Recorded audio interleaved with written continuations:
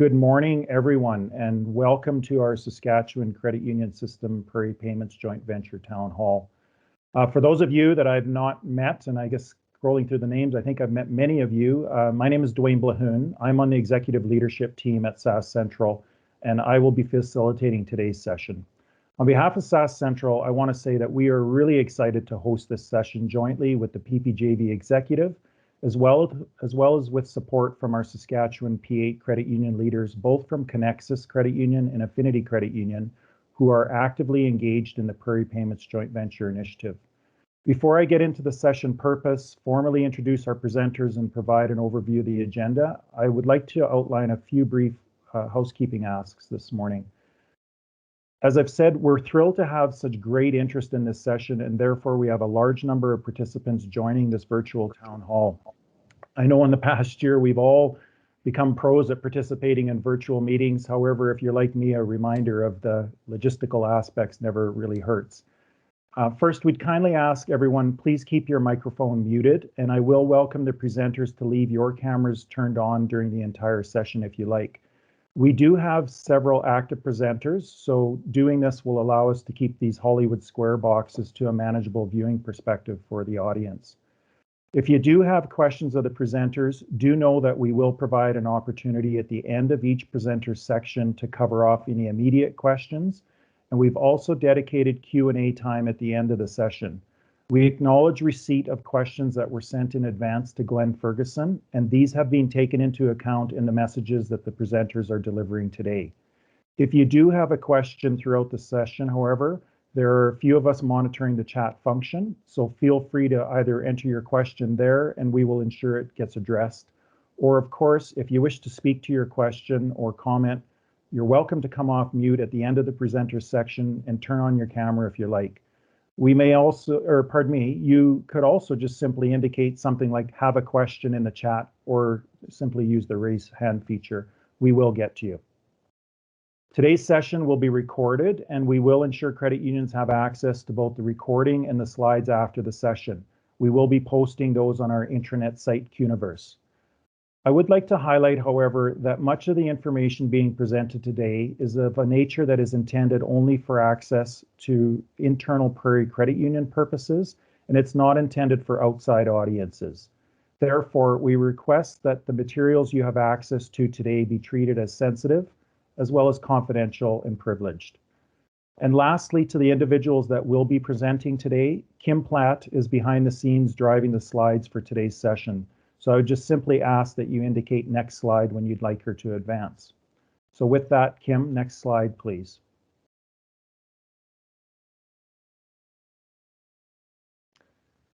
So the main purpose of today's session is to create an opportunity for open, direct, and engaging information and exchange and status updates on the Prairie Payments Initiative that is being undertaken. We know that all of you are very interested in this critically important and transformational initiative for the Prairie Credit Union system. From your feedback and SAS Central's ongoing dialogue with you, we very much appreciate that you want to be clear on where things are at, what it means from various perspectives to you, such as timing and business, operational and service impacts, and frankly, what you can expect as far as supporting any of the planning and preparations you need to make, including what type of support will be available to you in enabling your payments transition. There's a lot of information and updates that are going to be provided today, and I'm really confident that you're going to gain some great insights into all these aspects. I would like to highlight that today's session has been designed to be focused more at the strategic program strategy level, as opposed to going into the detailed product workstream operational or features level. The going forward process that the Prairie Payments Joint Venture team will utilize to cover these more operational level details, that will be spoken to later in the presentation. So you'll have future opportunities to obtain further information on those levels. In addition to this being a very critically strategic initiative, it is vast and complex, and it has many moving parts, interdependencies, and of course, with that comes knowns and unknowns. So ultimately, the objective of this town hall is to be as clear as possible with you on all the information that we are able to share at this point and what we anticipate coming forward so that you're equipped with all the necessary insights and information you need. Frankly, our goal coming out of today is really to help instill deeper awareness, understanding, and therefore confidence in the program as you prepare to embark on your credit union's payments modernization journey in partnership with the Prairie Payments Joint Venture. And as I fully expect you will ascertain from today's session, the strategic rationale underlying the PPJV continues to be very strong and undoubtedly remains the most optimal path forward to successfully position Prairie Credit Unions for payments modernization. Next slide, please, Kim. As I said at the very beginning, I'm really pleased with the broad level of participatory support that we've received both from the PPJV team and the Saskatchewan Credit Union system by having willingly stepped forward to engage with you during this town hall.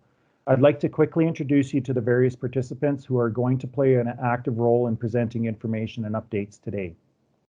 Sean Good, Sask Central's new CEO, but I know no stranger to the Saskatchewan Credit Union.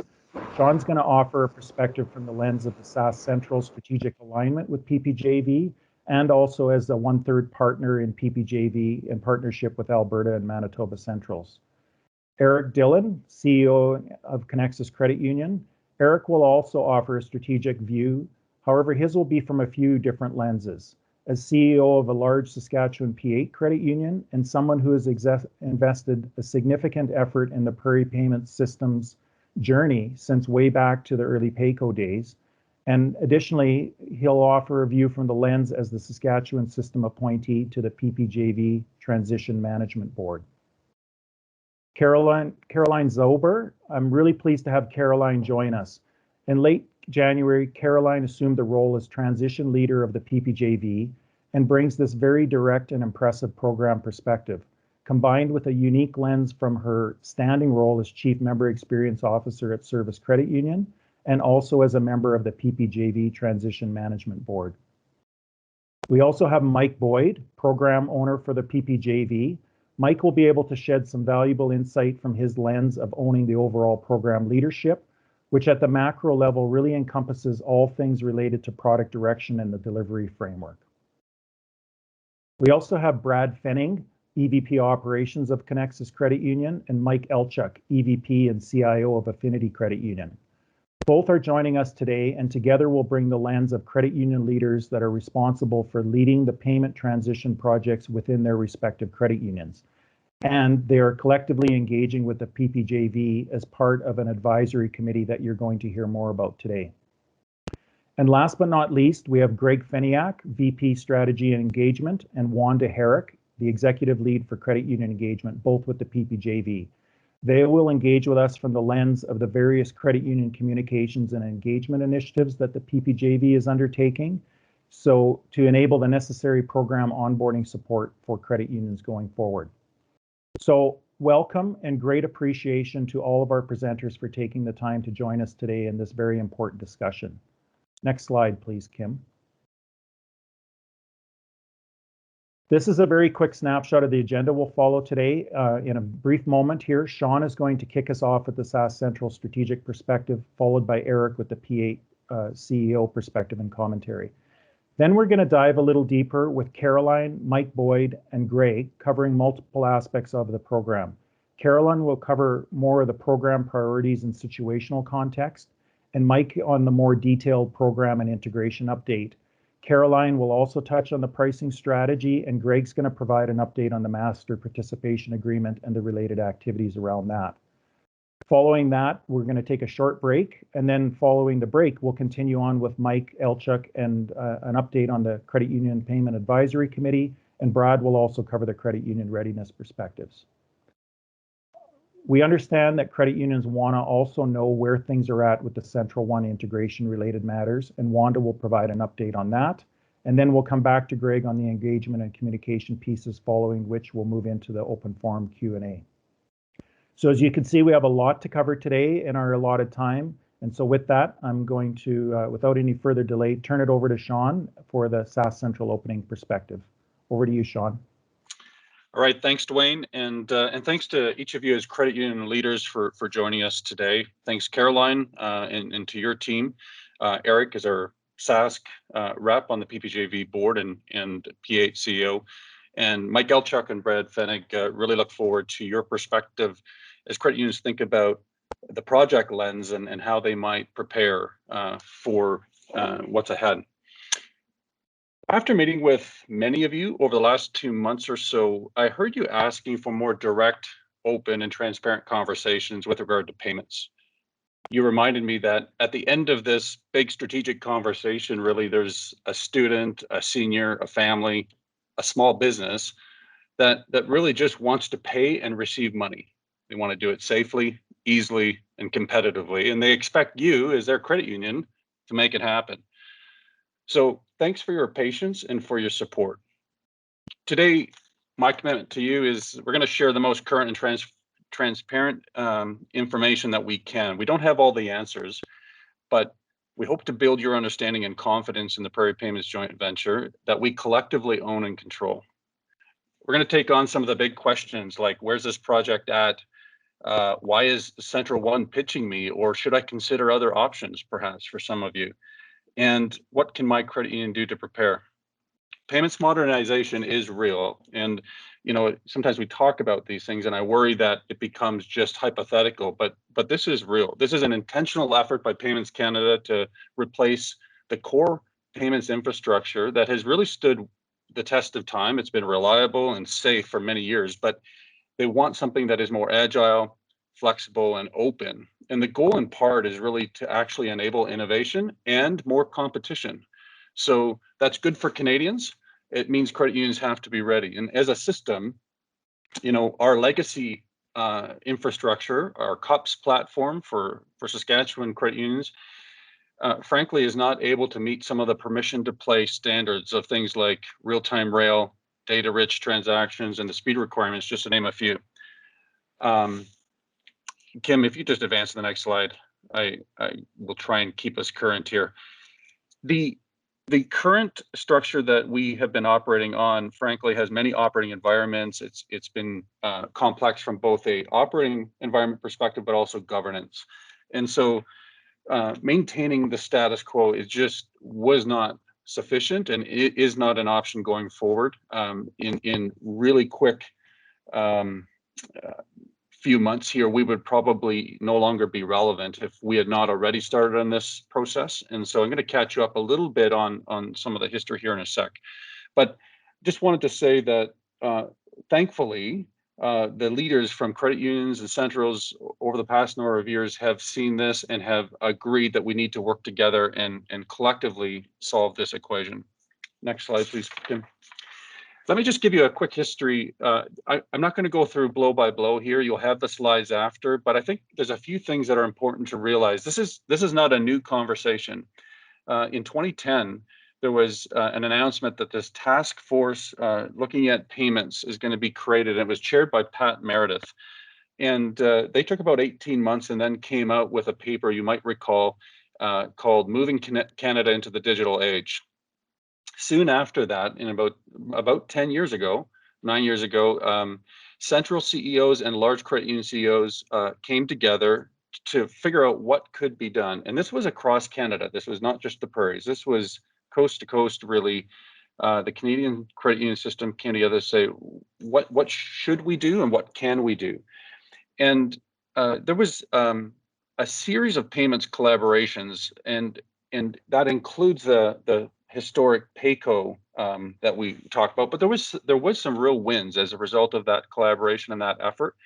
And over 3 years of kind of blood, sweat, and tears, trying to figure out how we bring this complex ecosystem that we own together under one house.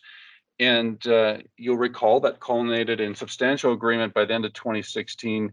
The Prairie the Prairie Centrals, including Sask Central, approved the formation of PAYCO, but Central One in May of 2017 decided for their own reasons that it wasn't the right path for them. I recall being there. I was actually pitching on behalf of PAYCO along with Lonnie Skinner from First West to Central One, and it was a disappointment for all of us, I think. And we had to take a little bit to catch our breath, but what happened shortly thereafter is the three Prairie Centrals and CEOs from the largest credit unions P7, it was called at that point, the largest 7 across the 3 prairies, came together to say, okay, now what? What do we do from here? Because payments modernization was not stopping. And if I could just have the next slide, Kim. You know, we tried to call Payments Canada to see if they would wait for us to figure this out, but they were on a timeline, and they weren't going to wait for the credit union system. So what came out of that work was a look at, you know, how do we get after building something that will suit the needs of prairie credit unions? And there was a recommendation. You would have seen an update probably early 2019 around a phase 1 business plan, and the rest of that year was spent trying to find a vendor and negotiate a solution that would set us up for success. And about a year ago, December 2019, the 3 Prairie Centrals, Sask Central included, signed off on a business case to form a joint venture, what we now call PPJV. Can I have the next slide? The vision essentially was, I would say, 4 things. Access, first of all, to a modernized payment system. So access is really important, because if the core systems in Canada are changing, and if our legacy systems no longer are sufficient to connect, it's a huge issue, and it's a relevance issue. The second part of the vision really was around being competitive, and that includes innovation, having open APIs, being able to both build and connect to and invite in innovation that would enable credit unions and our members. The third was around being cost effective, and that refers to the ability to leverage scale. So doing it together made way more sense than Manitoba figuring it out on their own, and Alberta and Saskatchewan, and so together was really a core part of that vision. And then finally, autonomy and really having some influence over your destiny. Next slide. From a goals a bit more specifically, if you look at the business case and the initial thinking here, it was, first of all, we need a modern infrastructure that supports ISO standards, and there's all kinds of context around that, but data-rich transactions. And secondly, want to provide thought leadership on payments and not wait until it's too late, because this is coming quickly. It requires significant investment. And then thirdly, enabling innovation and agility to deliver quickly on members changing both expectations and experience. And we have seen in real time how the expectations change very quickly from, you know, usually driven by other experiences that they're interacting with, and they simply expect your credit union experience to be the same or better. There is 3 aspects to the research that was done when we were setting this up. And if you just go to the next slide, Kim, you know, our historic experience in credit union land is to build it ourselves. We like to build stuff, but I think with lots of wisdom, this group that was looking at it for the prairies said, should we build it, or should we just buy it, or should we do a hybrid in between? Is there some combination of sort of just improving what we have and adding on, and then bolting in something else? And at the end of the day, payments as a service was selected. And you know, it is, I would still say from our view that this is probably the most modern and forward-thinking payment solution that you're going to see in Canada, and in a very exciting one that our vendor IBM is looking and in contact with banks around the world on. This is the path forward and the path of the future. So payments as a service was the choice. So if I just go to the last slide, I just had a few comments I'd offer from our view, maybe before I throw it over to Eric. First of all, we've put a lot of time and energy in this over the last decade, and payments modernization requires us to have a robust and a really modern platform, and we believe we have to do it together. Secondly, the payments capabilities can't just meet what we see today. They have to be able to meet what we anticipate the future is going to look like. So there's a lot of things around speed, innovation, open API, real-time rails that as you think ahead, you can anticipate there's going to be a lot of evolution here. There's going to be a lot of innovation comes to bear, and we have to be ready. And so Sask Central's view is that this is the right path, and we are committed, our board is committed, and we have invested in the PPJV and believe it's the right path forward. Thirdly, this aligns with our vision, which we see the Central's role is simply to help be the portal for credit unions to access the financial services and the payment systems as part of that. So this is not something that your Central wants to own and control. This is really credit union driven, and you'll see that in the governance model, in the work all along the way. This really has to be driven by you, the credit unions. Our role is just to facilitate and to help make that connection. Fourthly, the goals of PPI, as we talked about, having a modern ISO standards infrastructure, providing thought leadership, and future focused payments solutions. This is not like we don't have another 10 years to figure it out. This is right here, right now. It's coming at us quickly, and we believe this is the right path forward for sure. Every bank in Canada, every FI is having real conversation about how to build it out. But I'm excited about what PPGV offers, and I think it is the right solution for each of you. And then finally, having something that is future ready and that can enable innovation, there's no question our existing platforms aren't going to produce it. So when you think about pricing, when you think about how to compare to what else is on the market, it's not apples and apples with what we've had. This required an absolute overhaul of what we were using before. And I think with PPJV, what is exciting is you get a chance to control and influence both the design and the member experience. And it's offering you something that is relevant, and it's something we can do collectively.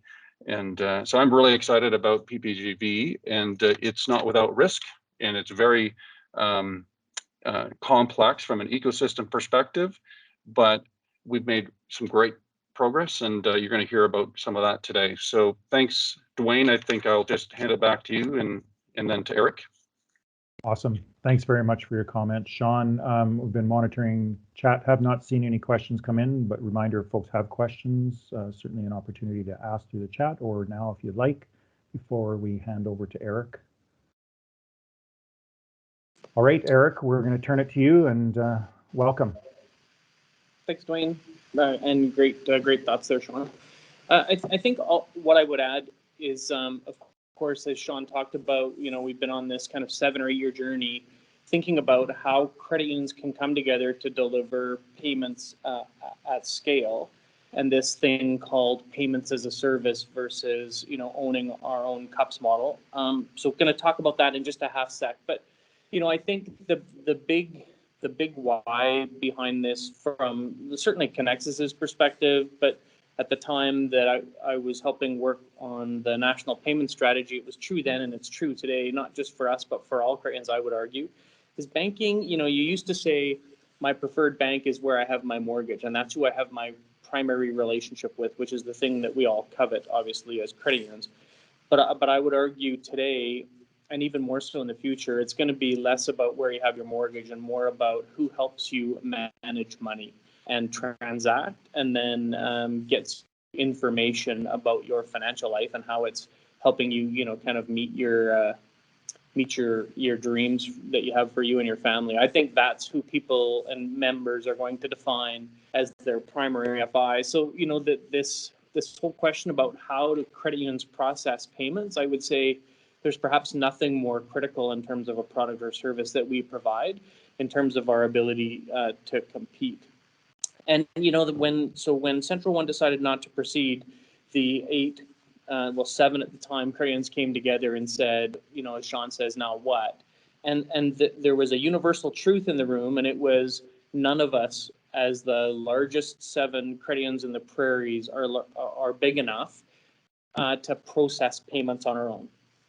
And that includes service. And, my colleague Caroline, she and I used to work together at Service many years ago, but, Service is 3 times the size of Connexus, and they don't have the capacity to do this on their own.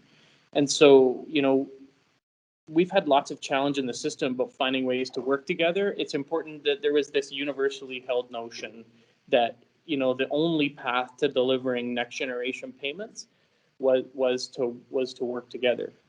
So on the next slide, we've just outlined for you the benefits of this thing called payments as a service.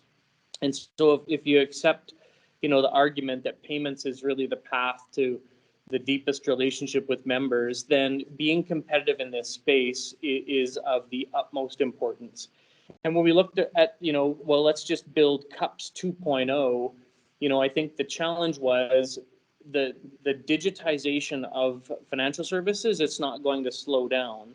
And I don't think that we have the money or the capacity to build a 3.0, 4.0, 5.0, 6.0, 7.0.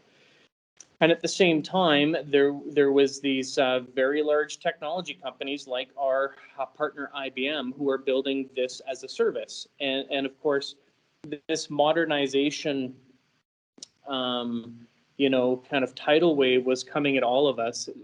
And I don't think it's the last one. I think now we're going to continue to see, the evolution of payments. I know the Bank of Canada right now is playing with research papers and it has drastically accelerated a project around a digital sovereign currency.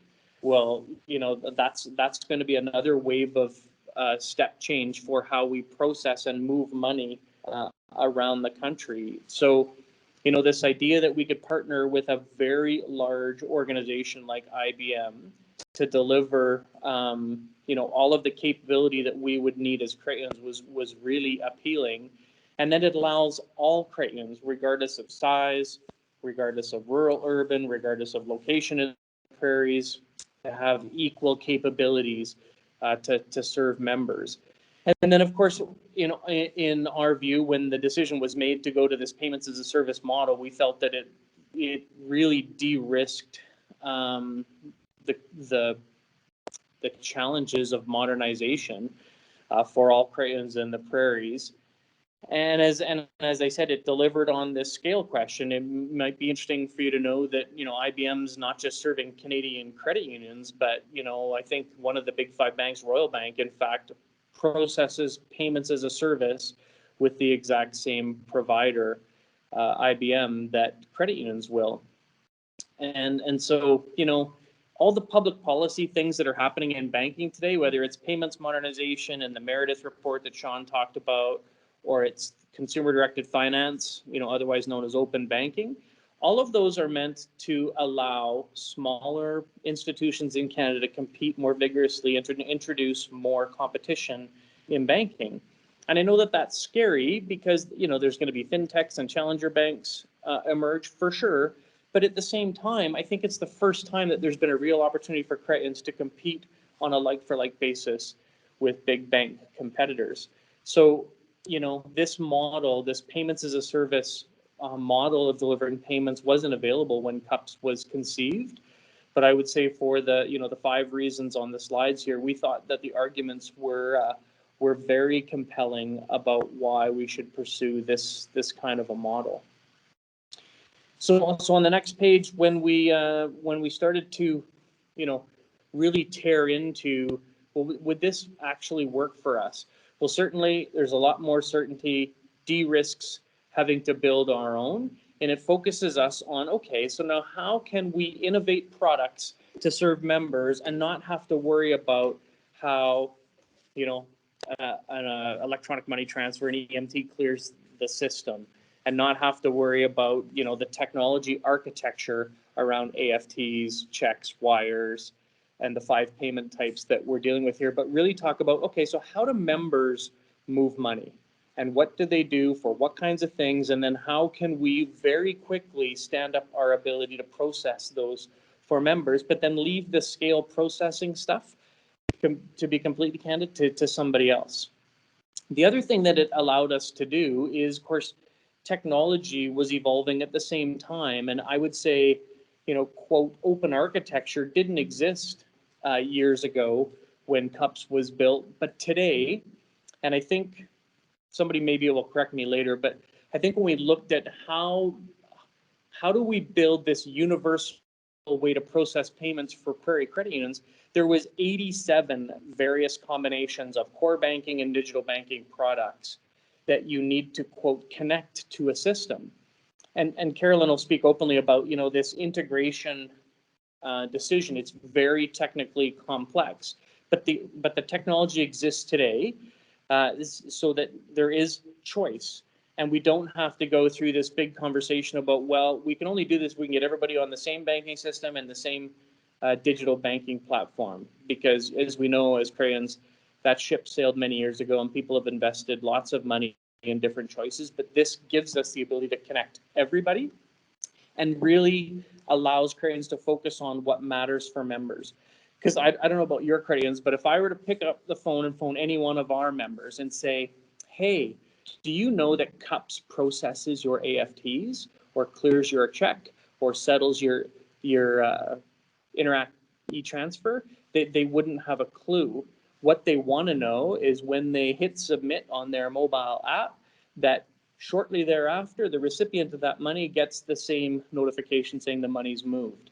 And they just want to know that it's trusted and it's secure and that it works 100% of the time. And so we thought, you know, when we looked at this, these 6 things were really validated by the payments as a service operating model. But of course, you know, even when we were on the next slide, Kim, even when we were conceiving of this national payment strategy, I've been in the Crane system now for a very long time, for 25 years, and I don't think I've ever worked on a project that's been more complicated. Technically, more crayons at play, to be candid, more money at play. But you know, the whole program is conceived as cost recovery. And Sean said earlier that, you know, this isn't just let's just upgrade the status quo, because that's not an option. If we're going to have to modernize the payment infrastructure to keep up with the rest of the world. So CUPS is not an option. But this is an option where we've built it on a cost recovery basis. So we're going to stand up a new contract, a new infrastructure with IBM, and over a number of years, we're all going to pay for members to move money. And at the end of the 7 years, we're going to, you know, by and large, net that to zero. And there's not very many examples, again, in the Crane system where we all come together, we work together, we build a pure cost recovery model, and there's not somebody in the middle trying to take money out at our expense. And so it's really important, you know, that as this was built, it's all in the interest of, this is how many payments we need to process over the next 7 or 8 years. This is how much we need to charge for those, so that at the end of the 7 and 8 years, we get to zero. And then maybe we'll be responding to the next wave of digitization of payments. But, you know, Carolyn will speak, and I know she's got some really great slides that you're going to see the level of complexity that exists just to move money across these 5 payment types. And so I know there's been speed bumps, and I've had lots of conversations with some of you around the province when you know, there was a change in leadership, there was e-transfer challenges at a couple of pilot credit unions, one in Manitoba and one in Alberta. Totally acknowledge and accept all of those. It is a super complicated project, the likes of which I've not seen in my career. But I think we're at a place today where we just did another smaller conversion just a number of weeks ago of another Alberta credit union, and it went much better than the first ones. The first payment type seems to be relatively stable, and I think we've kind of got our feet under us now, that we'll be able to onboard the next 4 much easier than the first one. So, but it's not easy, and all of this would have been true whether we were doing payments as a service with IBM or not. Or to be, you know, the other end of the extreme spectrum is if all as individual crayons, we were going to say, okay, I'm going to go find somebody to process my payments. All of these same kind of attributes of complexity would exist for you, whether you're processing with IBM together with the rest of us or doing it on your own. So super complicated project. but I'm of the view that we're certainly picking up steam in our ability to deliver what we envisioned. And on the last slide, what I would say, if you just go one more, is through this process, it's been really important to engage credit unions. When PAYCO didn't move forward because of Central One's decision, it was the credit unions that got together with the Centrals and said, we still need to work together for an answer. And I've been involved in lots of national system things. This is credit union driven, enabled by Centrals. And there hasn't been very many projects in my 25 years where we've got a service credit union saying, here, take one of our highest performing executives and let's have her help run this for a period of time to get us over a few speed bumps. So just back up one slide there, Kim. Thanks. And so we've got the largest credit unions across all three prairies. They've got technology people involved. They've got business people involved. They've got leaders like Carolyn involved. And none of these people are charging for their time. They're investing to build a system for all prairie credit unions to process payments for a cost recovery financial model. So I know later you're going to hear about the Credit Union Payments Advisory Council. And again, it's this collaboration of the most technically sophisticated technology architects, payments advisors from credit unions that are working together to try to figure this out together. The payments board that I sit on is 3 of the CEOs from credit unions and 2 representatives from the Central. So again, credit union driven. And I would tell you, we just had a meeting the other day of the 8 largest credit unions, and notwithstanding the few speed bumps we've had early in the process, every one of those 8 credit unions is going to commit their volumes. Going back to where I started, we can't do it alone. It is very complicated. It's going to require lots of money and lots of expertise. And so we've had a couple of hurdles, but there's been not a single, of the large credit unions where their commitment to doing this for all of the reasons that Sean suggested, where that's wavered a bit. And I think there should be some comfort in knowing that, the largest 8 credit unions in the prairies are absolutely committed to getting this to the finish line. We're going to commit our volumes. We're all going to sign the exact same master participation agreement that you received yesterday. The exact same version. Connexus has got legal advice on it. Happy to share the legal opinion with any of you from Miller Thompson, because it's got a Saskatchewan lens on there. And we're just interested in making sure, because it's a volume business. So if the more volume we can get working together, the less the cost is for all of us. We know that as the large 8. I hope you know that as Saskatchewan credit unions. And so notwithstanding, you might be getting offers from other players, volume matters. And if the largest 8 are committed to this solution, I would suggest it's the best path forward for all prairie credit unions to drive all of our price down and make sure that we can all deliver the same capability in the end to member owners. So with that, again, happy to answer questions now or later, and then you're going to hear really about what's going on inside the program from Carolyn. Thanks very much, Eric. Really appreciate that perspective. If there's any questions or comments for Eric, please do come forward at this time. Eric, just want to acknowledge just a fantastic perspective on how the environment and the entire ecosystem is really changing, and why the modernization approach that the prairie system is taking is very much a compelling path and a very rational approach. So thank you for that perspective. Do see Adam Franco has a question. Adam? Thanks. Hi, Eric. Just a question on that cost recovery model. Is that based just on prairie credit unions, or do we need other players from other provinces or other non-credit unions to make that happen? Yeah, great question, Adam. So, what we're doing, of course, is it's time sensitive, and Carolyn might talk more about this, but so let's say we have a 7-year window. We're going to say, well, here's the volumes we know are committed to the model today, to the PPJV model. So as soon as we sign master participation agreements, Carolyn knows, okay, now we're going to process X million transactions.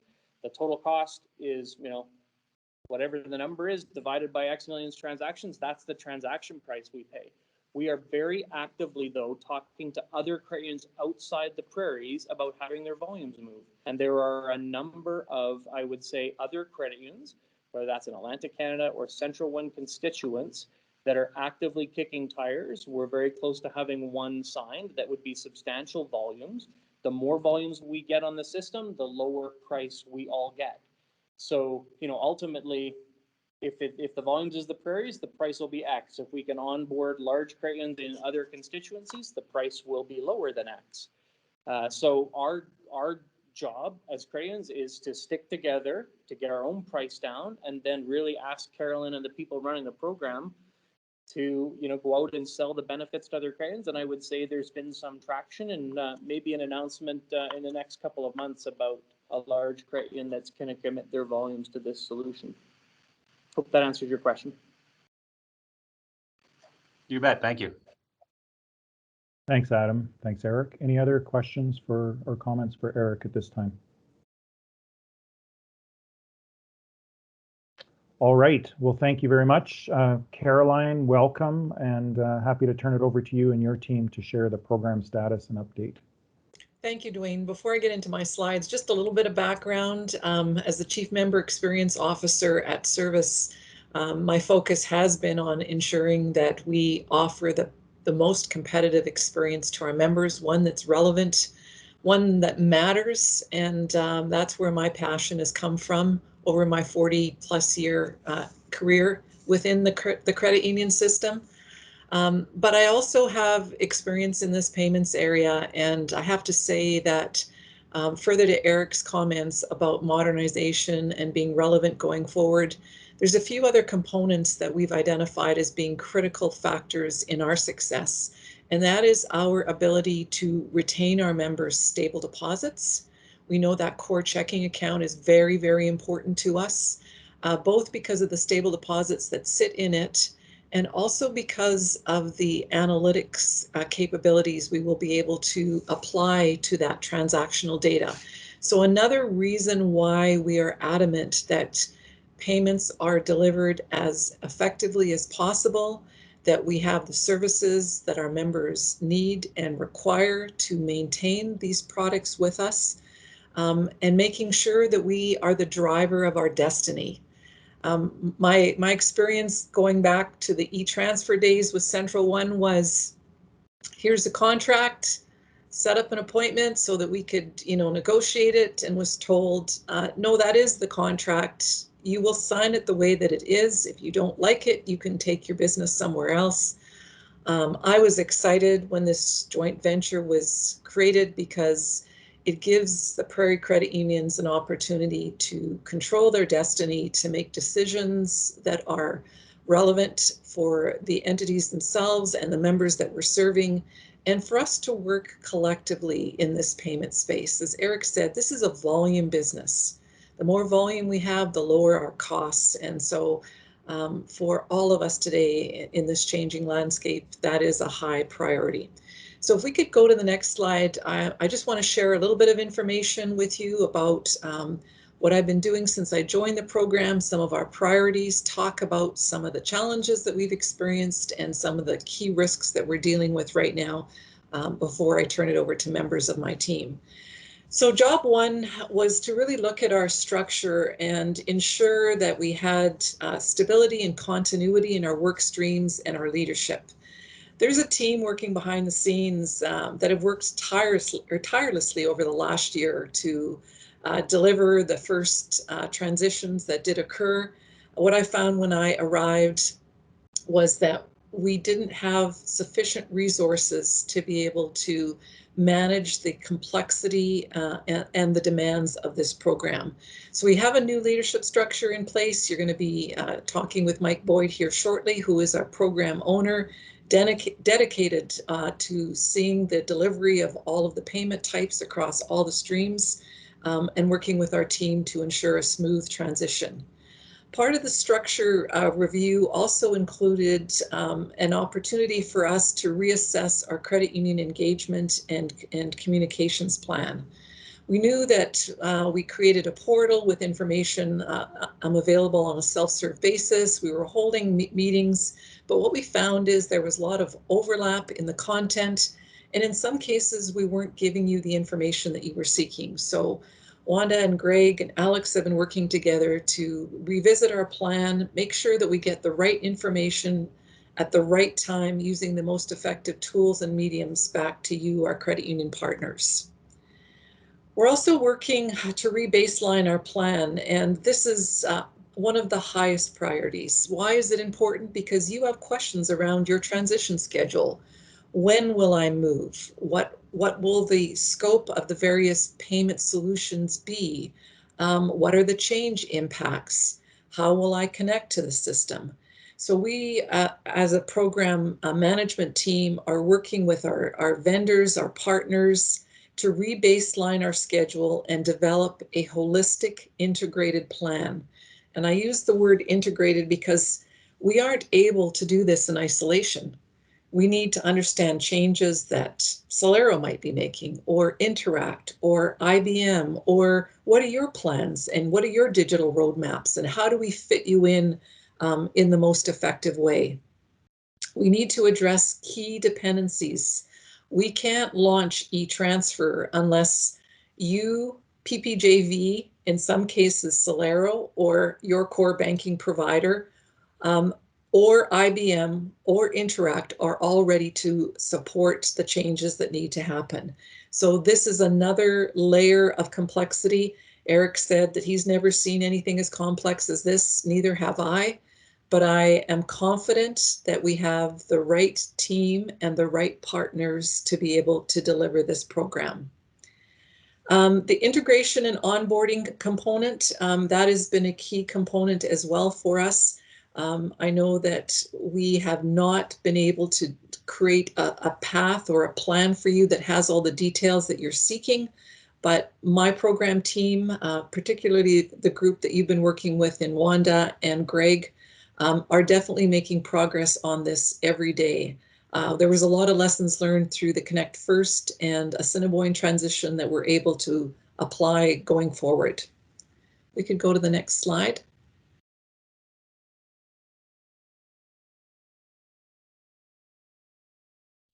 So some of the key considerations and learnings, what have we learned over this last year and how are we applying this information going forward? I think out of the gate, we have determined that there was a misalignment between our partner and the program around some key principles. There was a perception that all of this existed and we were simply going to be plugging in, and in the first 9 months, we were all going to be live. And what we have learned is that while the functionality exists and is being used by other partners of IBM, it needed to be rebuilt for us. We have very specific needs. We've done some customization. As a credit union system, we offer some features that are not offered by all. And so they needed to make sure that our requirements were understood and our requirements were applied to the design and build of the new solution. And that is one of the key contributors to some of the delays that we have been experiencing.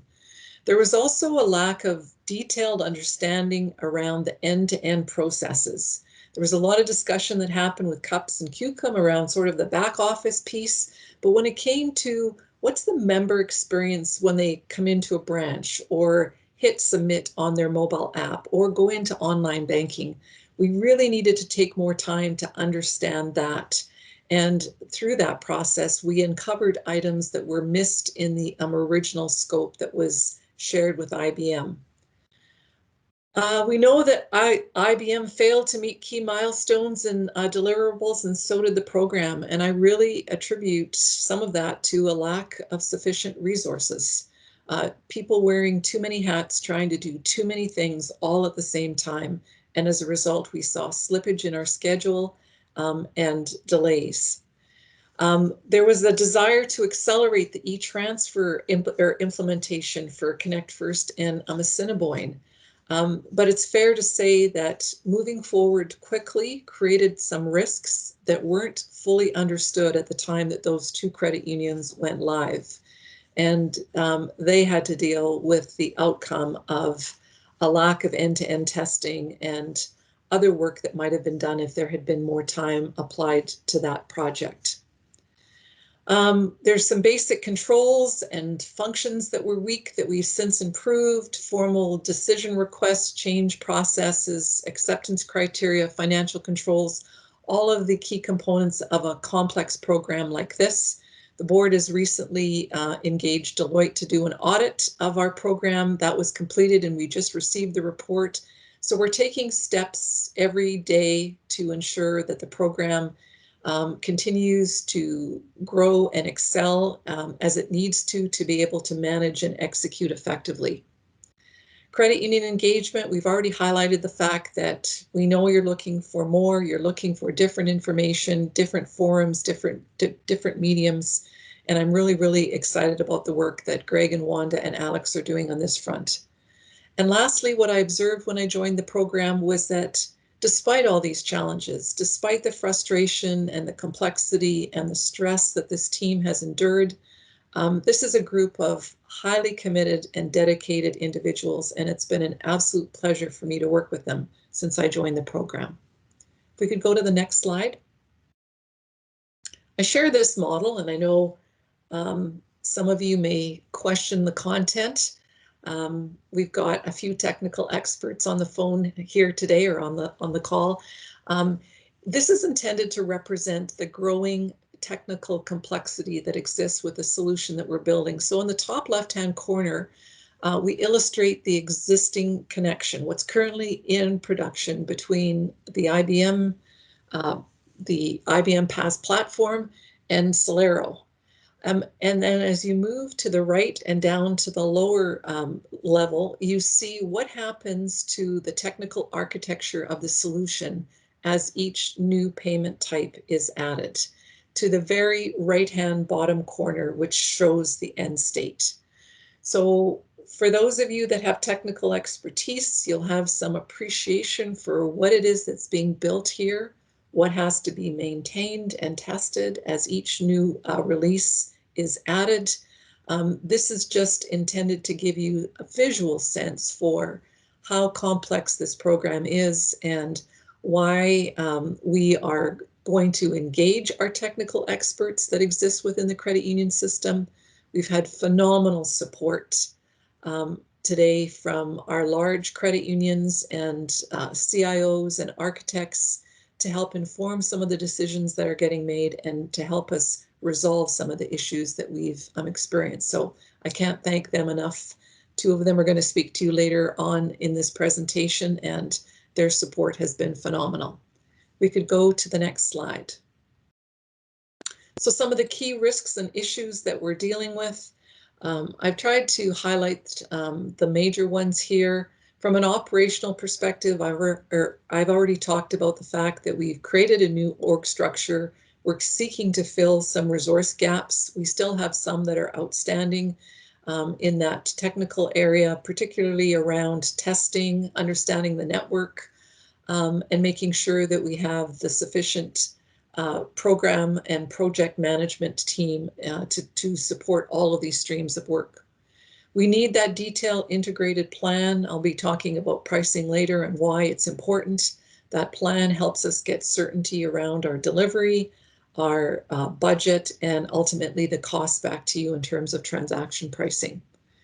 And we need to make sure that we've got a solid credit union onboarding and readiness planning in place to support you in your transitions, to help you understand the changes that you'll be dealing with, how to communicate with your members and make sure that your credit union is ready. And the most important component of that is the cutover approach that we're currently looking at. What are the risks associated with moving all volume of one payment type at the same time? How can we prepare for that change as a system? We will need to make sure that we are effectively communicating and supporting all of our members through that transition to avoid any reputational risk that we might face. Quality and execution, another high area of priority for us. Lots of work that's been done since Assiniboine and Connect First went live with e-transfer.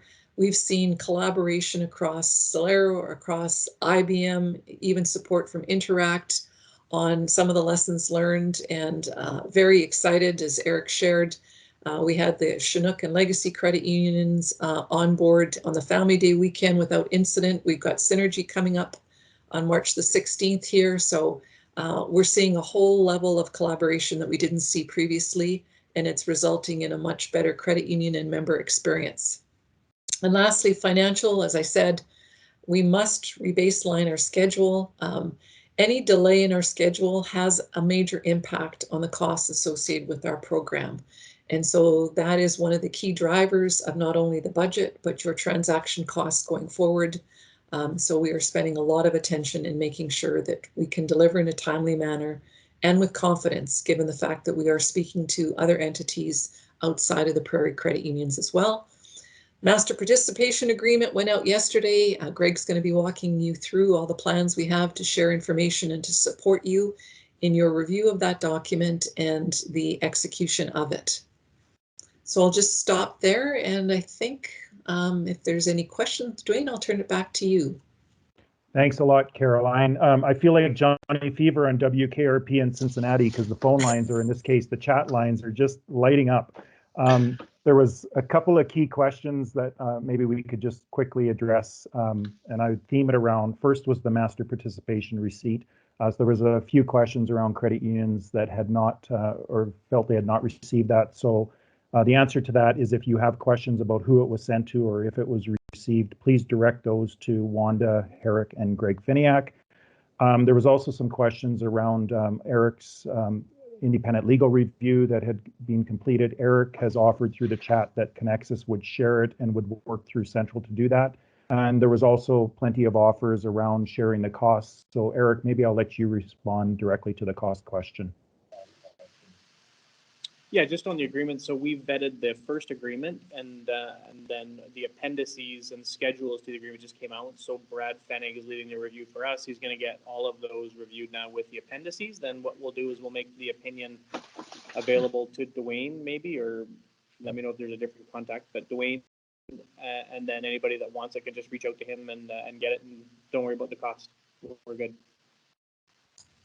Eric, if I could ask that you share that opinion with Greg and Wanda as well, because we are getting questions directly from credit unions. There's one coming from Manitoba, and we're happy to package that all up and send it to anyone that's interested in that additional information.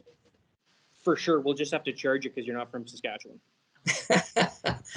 I'd be happy to absorb whatever charge you send my way, Eric, because I know it's going to be zero. Yeah. Awesome. Thanks a lot, Eric. And thank you, Caroline, for your update. Any other questions for Caroline at this point before she hands it over to Mike Boyd? Okay. Thank you, Caroline. Mike, over to you. Thank you, Dwayne. Good morning, everyone. And happy to be able to join and speak to some of the progress and some of the details that Caroline and Eric were speaking to about the new process and the reviews and audits we're doing, and give updates on how we're moving forward with the program to continue to meeting the timeline, build out the timelines and build it to delivery. So what I'll do is quickly start with an overview of the program status with a focus on that e-transfer product progress, and then jump into an update on the credit union integration approach and the DIP product that we've been speaking to, and share where we are with that at this point with some of the recent changes on that approach. So if I could ask you to move to the next slide, I'll speak to the e-transfer rollout there and how it has been progressing. And as it's been shared with the system and spoken to, the e-transfer was an extremely difficult rollout and went through, as you can see here, a long period of time. In November and December through the beginning of January, we were having significant issues.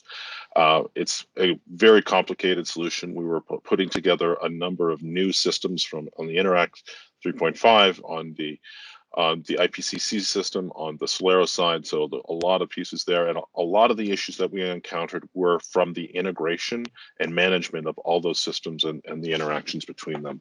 But our focus in this presentation and our moving forward is how we in the PPJV and IPPC systems on IBM side can better manage that going forward and ensure that we have the e-transfer system managed and stabilized, and ensure that we take the learnings from this exercise and are applying it to the other payment types.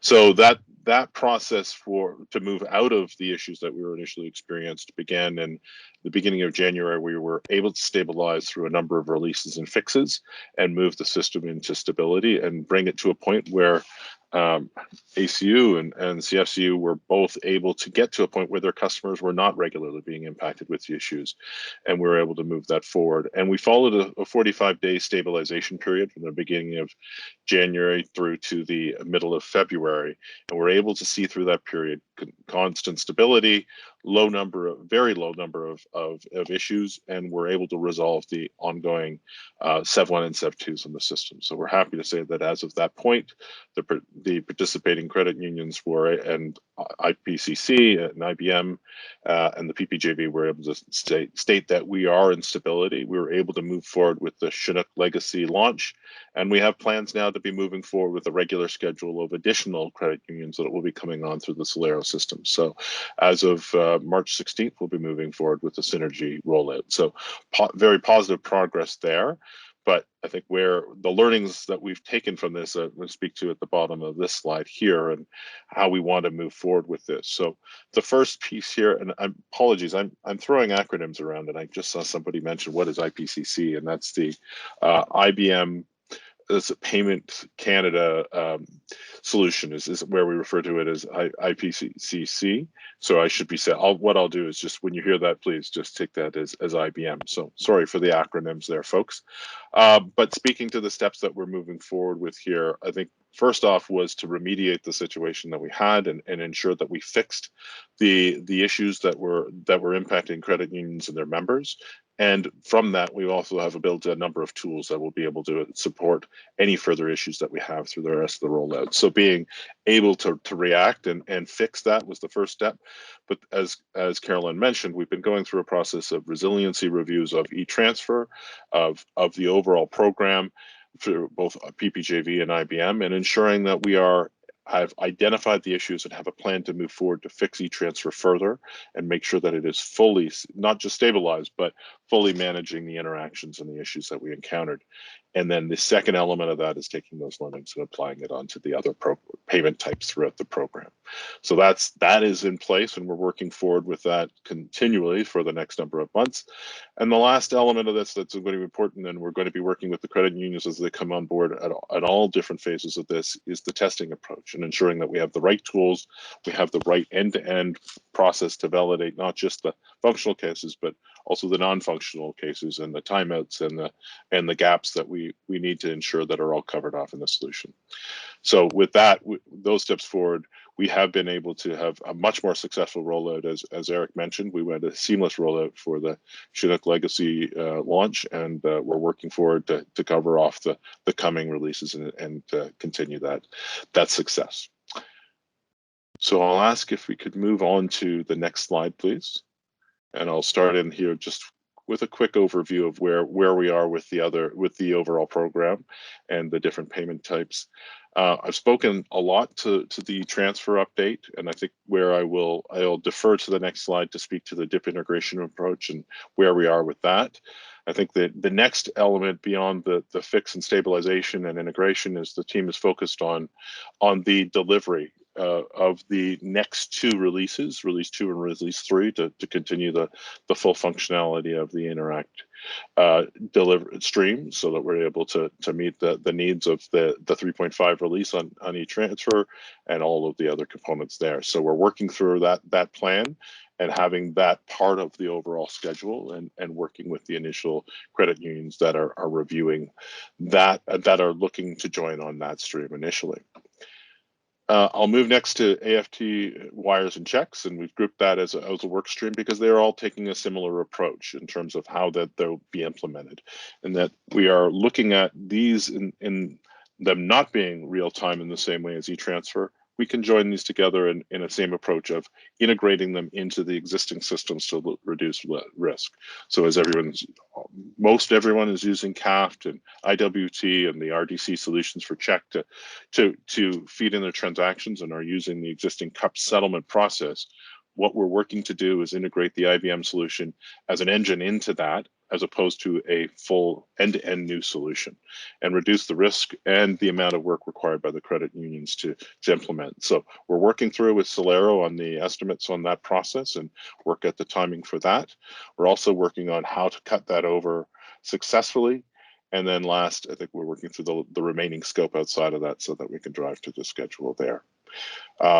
So the next piece I'll move on to is the bill payment side, which is earlier in the path in terms of building up the schedule here. We are still working through with IBM on the solution and working on the services that are being provided for bill payments, as well as also including tax pay and the lead bank components, ensuring we have the right providers and ensuring that the coverage there. So that process is in the negotiation stage with IBM, and we're working to have that resolved quickly and be able to give further information about the overall solution and how all of the existing functions can be provided to the system and move forward into onboarding and the longer term plan there. So that I'll stop there as at the project highlights, and we can come back if there's any questions at the end, and ask if we could move on to the next slide and speak to the credit union integration approach.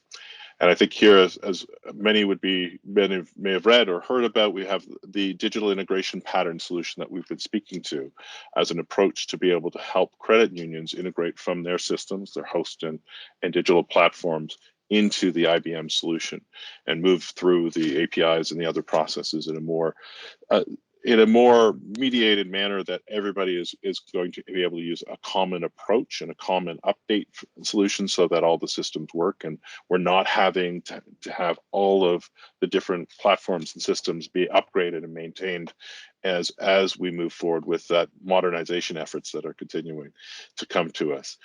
So that approach is still in mind, and the credit unions are engaged in this process. The P8 and all others we still have this approach for PPJB to move forward with integration.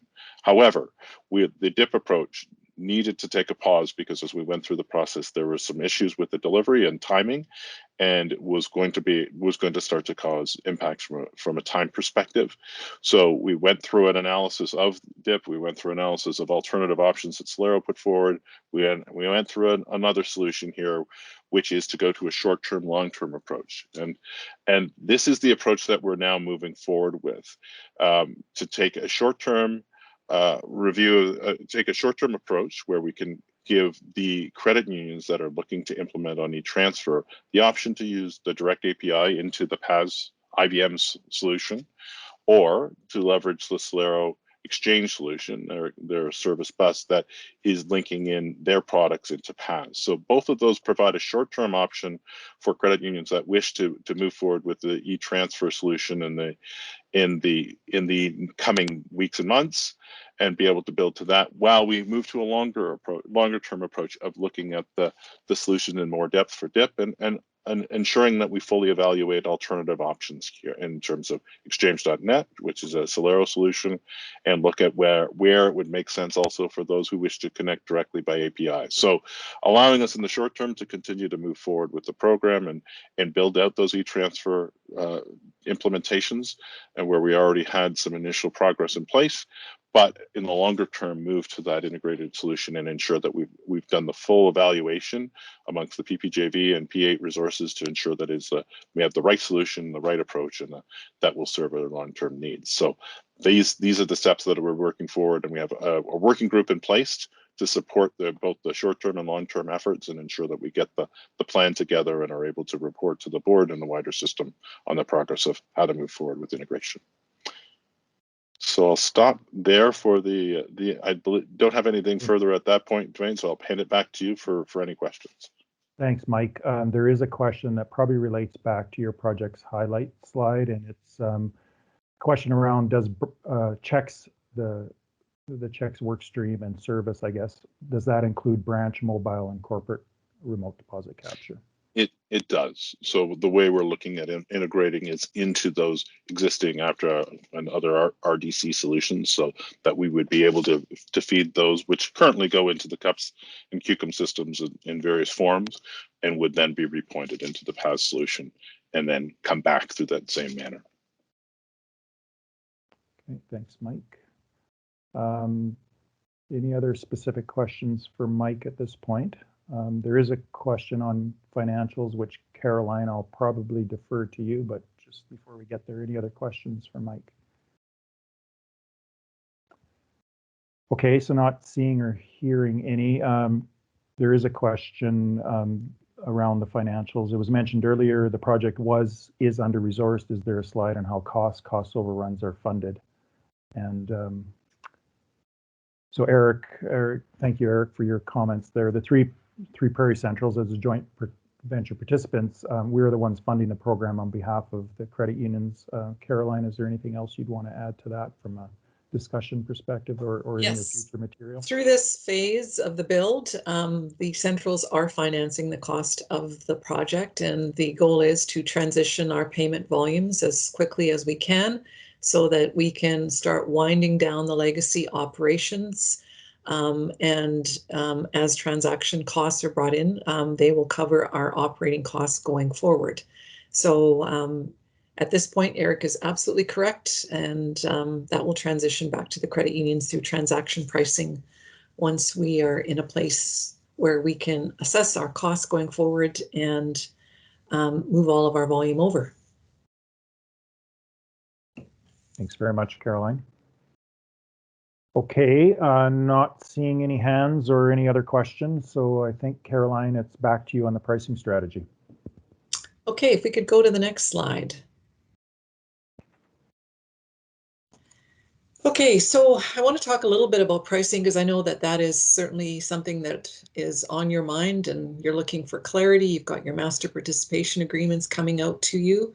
So just a little bit of background, and also I want to get into some of the analysis that we've done to date and how we plan to establish pricing going forward. So the pricing that you will be incurring going forward includes the cost of modernization, the cost of transitioning off the legacy operations and winding down the legacy operations, and any of the modernization work that has been done with IBM around things like real-time rail capabilities. So the 2021 pricing, your pricing this year will remain as it is today. For CUPS credit unions and for QCOM credit unions. Going forward, we're seeking to simplify pricing to a single per transaction fee.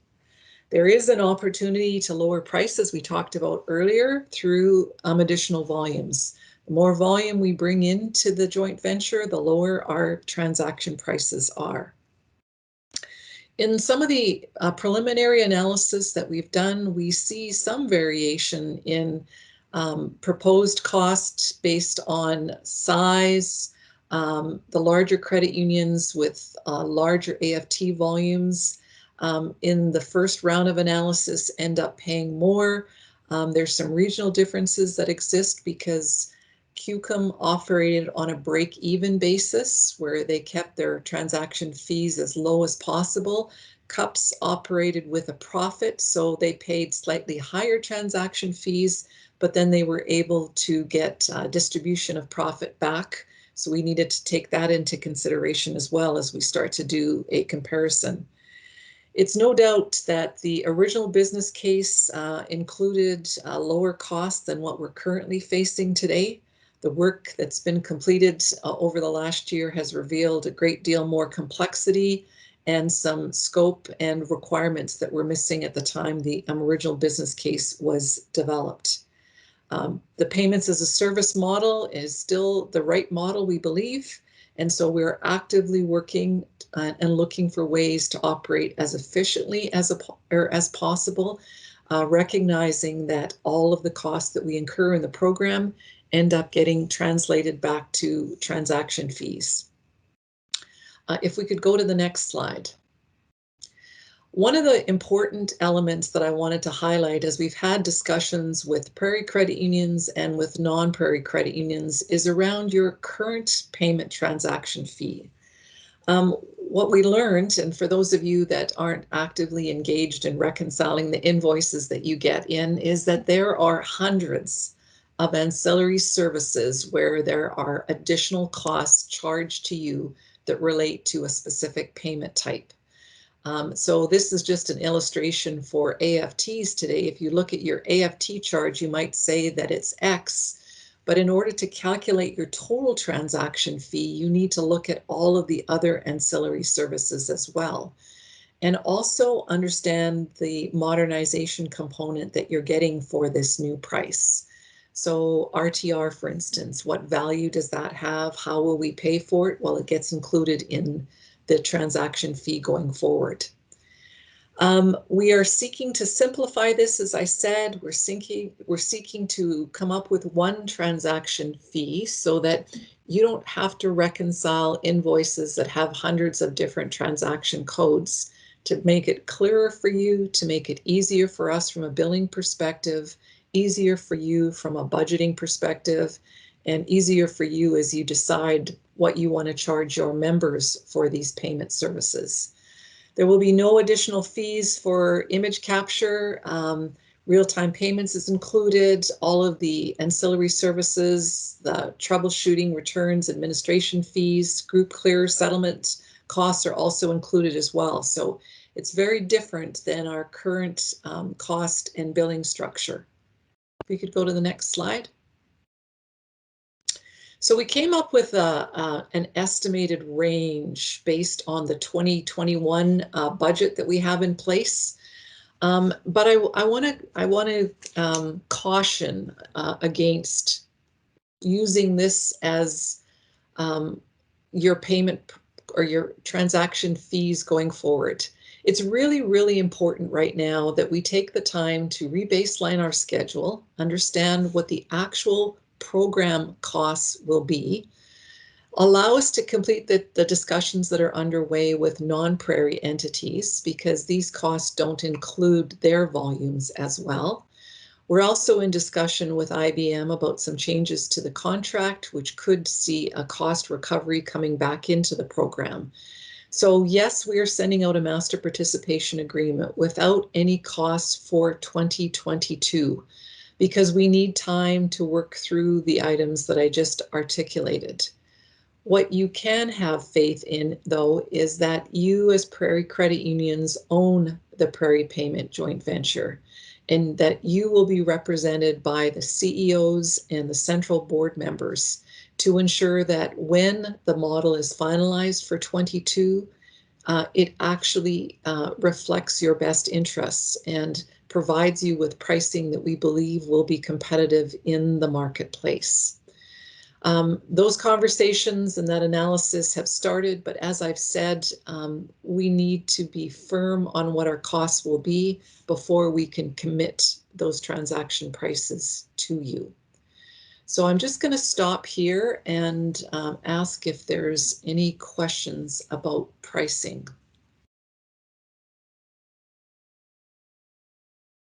And I see that Eric has also provided some commentary in the chat function.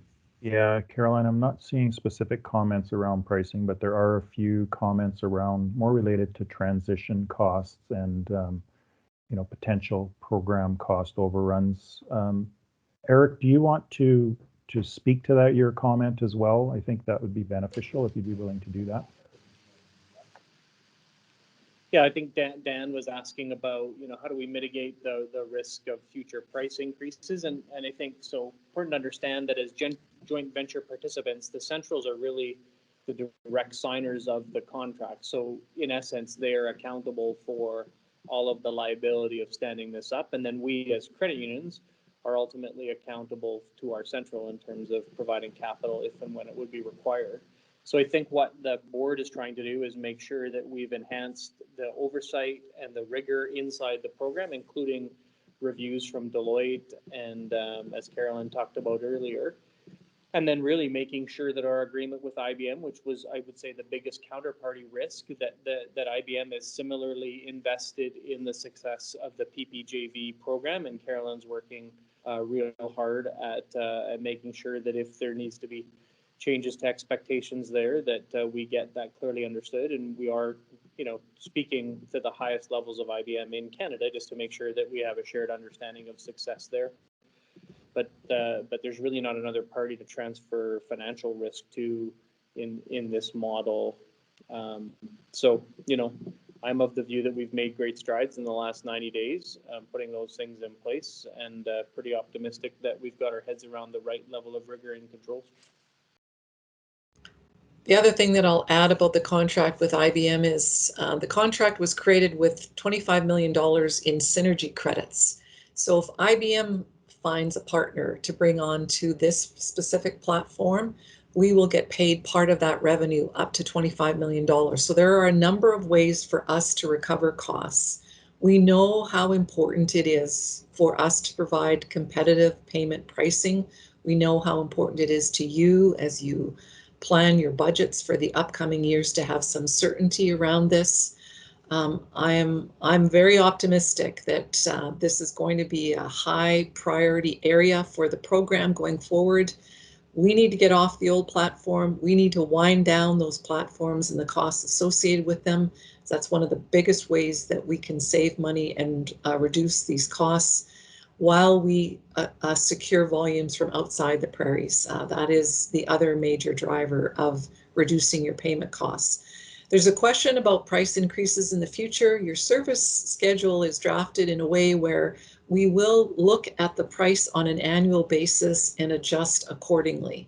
Yes, there could be some adjustments that relate to things like CPI, but I'm also hoping there's going to be adjustments down as we bring in more volume and reduce our operating costs. And so this gives us the flexibility to make those adjustments under the purview of the board and under the purview of the centrals that we own. So again, the focus is on the prairie credit unions and their partners through this process to make sure that there is the proper controls around pricing and all of the due diligence that would be required to make sure that when it is rolled out, it is fair and equitable. Thank you, Caroline and Eric. Sean, I see you have your hand up. Would you like to offer some comments?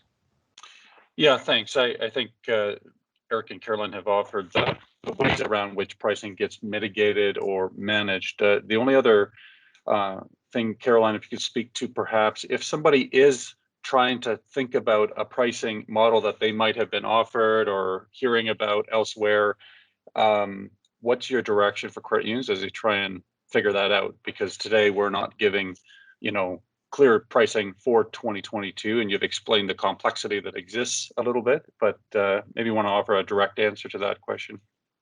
Yeah, that's a really good question. Ultimately, we cannot force credit unions to sign the master participation agreement. We hope that there will be alignment across the prairies given the fact that you own and control this entity. But if you are receiving offers or calls from other payment providers, it is incumbent upon you to do the due diligence that would be required to make the right decision for your credit union. This is from conversations we've had with credit unions that are in the discussion right now. You need to make sure that you're doing an apples to apples comparison and that you consider all the costs of moving. There are integration costs, there are settlement costs that would need to be considered. The settlement piece alone in changing settlement providers is very complex, and I would suggest and encourage you to reach out to your central or reach out to people in the program. We will be happy to support you by providing you with information that might help inform your decision. We won't drive your decision, but we can certainly help to give you the information that you should consider as you analyze your options.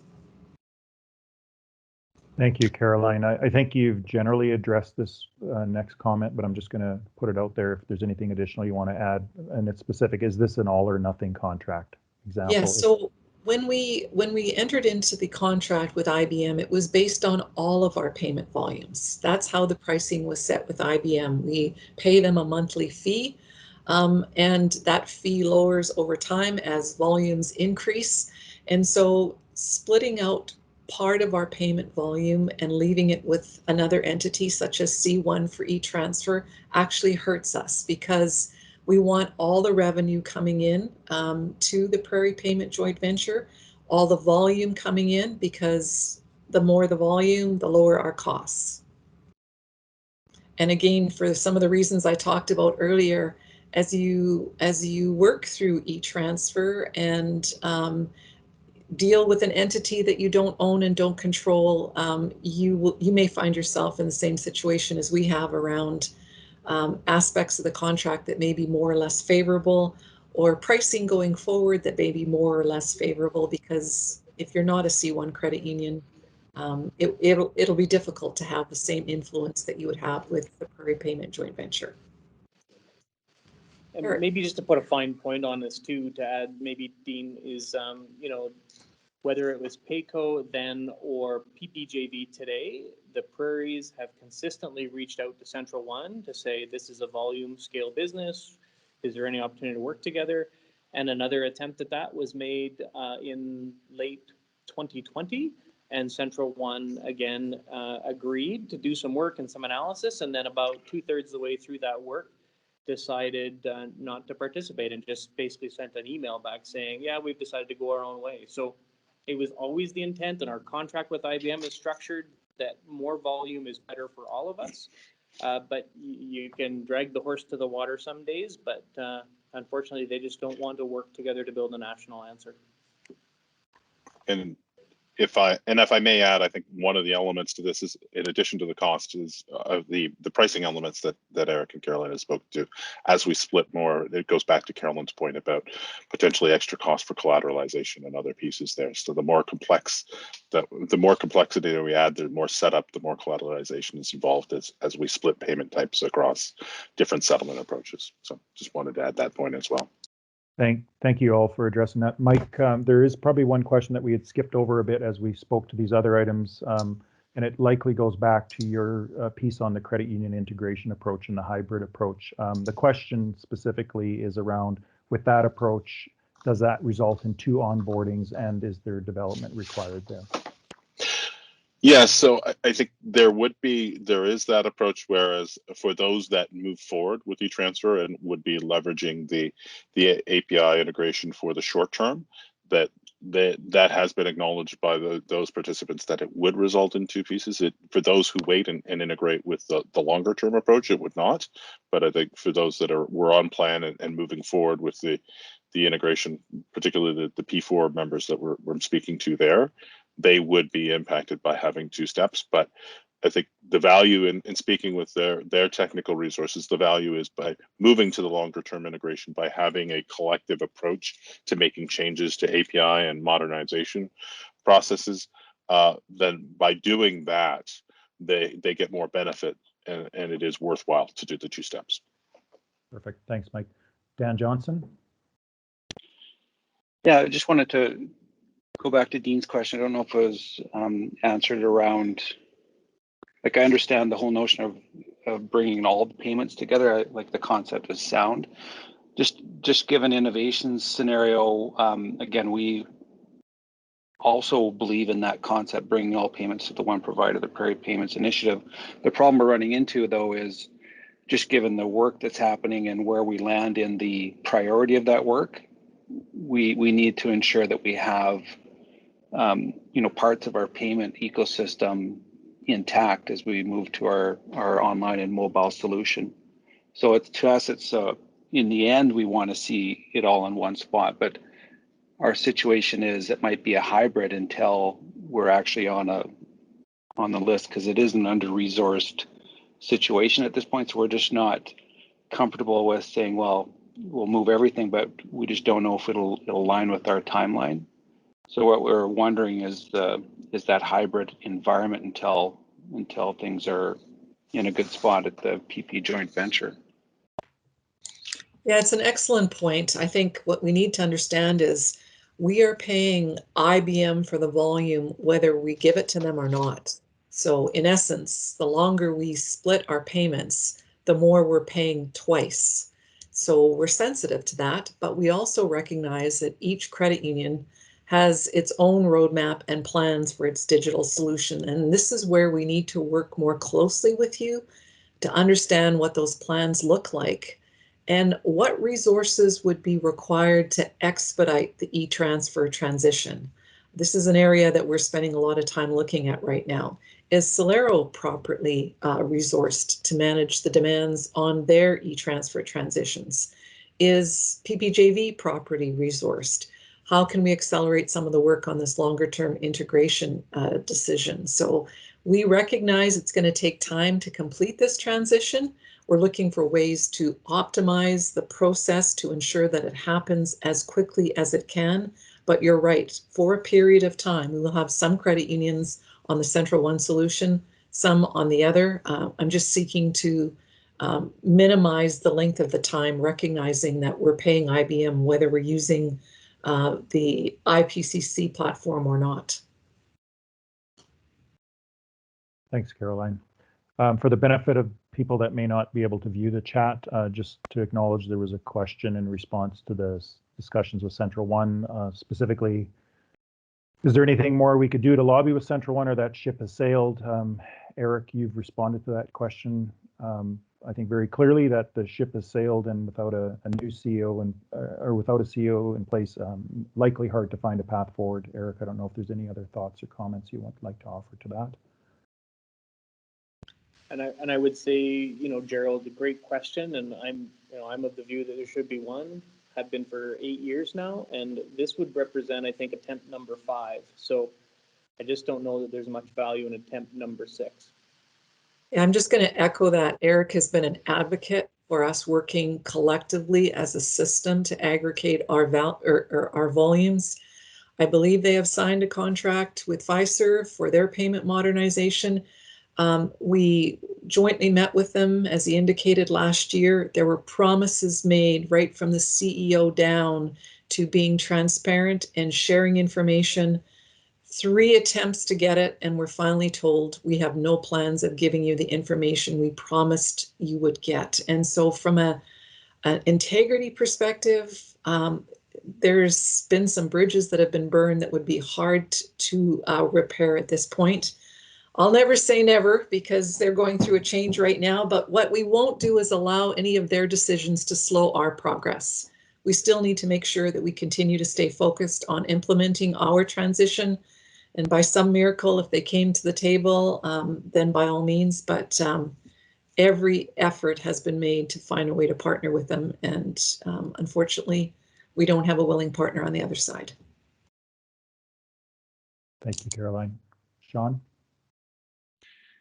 Yeah, I was just going to offer, I did have the chance to meet with Sheila, the interim CEO, this week, and we did reference this file, and did have confirmation that they have signed with another provider, and while unfortunate, they are fairly set in the direction they're headed, and probably there's not going to be a 6th conversation. So it is unfortunate, but I think that is the truth today. Awesome dialogue. Thank you very much for all the questions and good engagement. Caroline, did you have anything further on your piece here before we turn it to the master participation agreement? Nope, I think we can transition to the next section. Okay, fantastic. Greg, I believe you'll be up on the master participation agreement. Yep, thanks, Dwayne. So if we can just go forward one more slide, Kim. So a lot of comments have been made about, the process and the work that's underway. And really, as we continue to move forward, just in terms of confirming the onboarding approach, credit union readiness, doing some of the analysis on building the pricing strategies, and then really getting to the transition point with our credit union partners. Confirming commitment and volumes is critical, and that's really where the master participation agreement comes into play. The agreement has been finalized and approved by the board of directors recently, and yesterday I sent an email out to all of the key contacts that were identified by each credit union, just identifying that the MPA was coming and was going to be delivered by Tories. And along with that email, there were 3 documents that were included to really help clarify what was in the MPA, answer some critical questions. Service was kind enough to provide a legal opinion that they had obtained from Denton's. Just looking at the agreement from a credit union standpoint, understanding it had more of an Alberta lens on it, and that's where Eric's offer for sharing the Connexus opinion that they obtained through Miller Thompson is very generous and will provide, further further view into the agreement and, another legal opinion. And then the other item that was in the email was a letter of support. It was a joint letter from the CEOs of the 8 largest credit unions. And this was following a discussion last week where the 8 CEOs really in the meeting got together and reaffirmed commitment and support of the path forward and some of the work that's been underway and the alignment behind PPJV. And I think we've heard that in spades today, not only from Eric and Sean, but Carolyn as well, coming from service.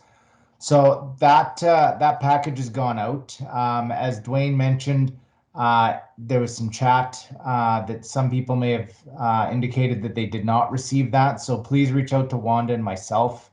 We can make sure that you get that package. So moving forward, just in terms of introducing the MPA and the information within it, we're having these provincial town hall meetings. Today is the first one.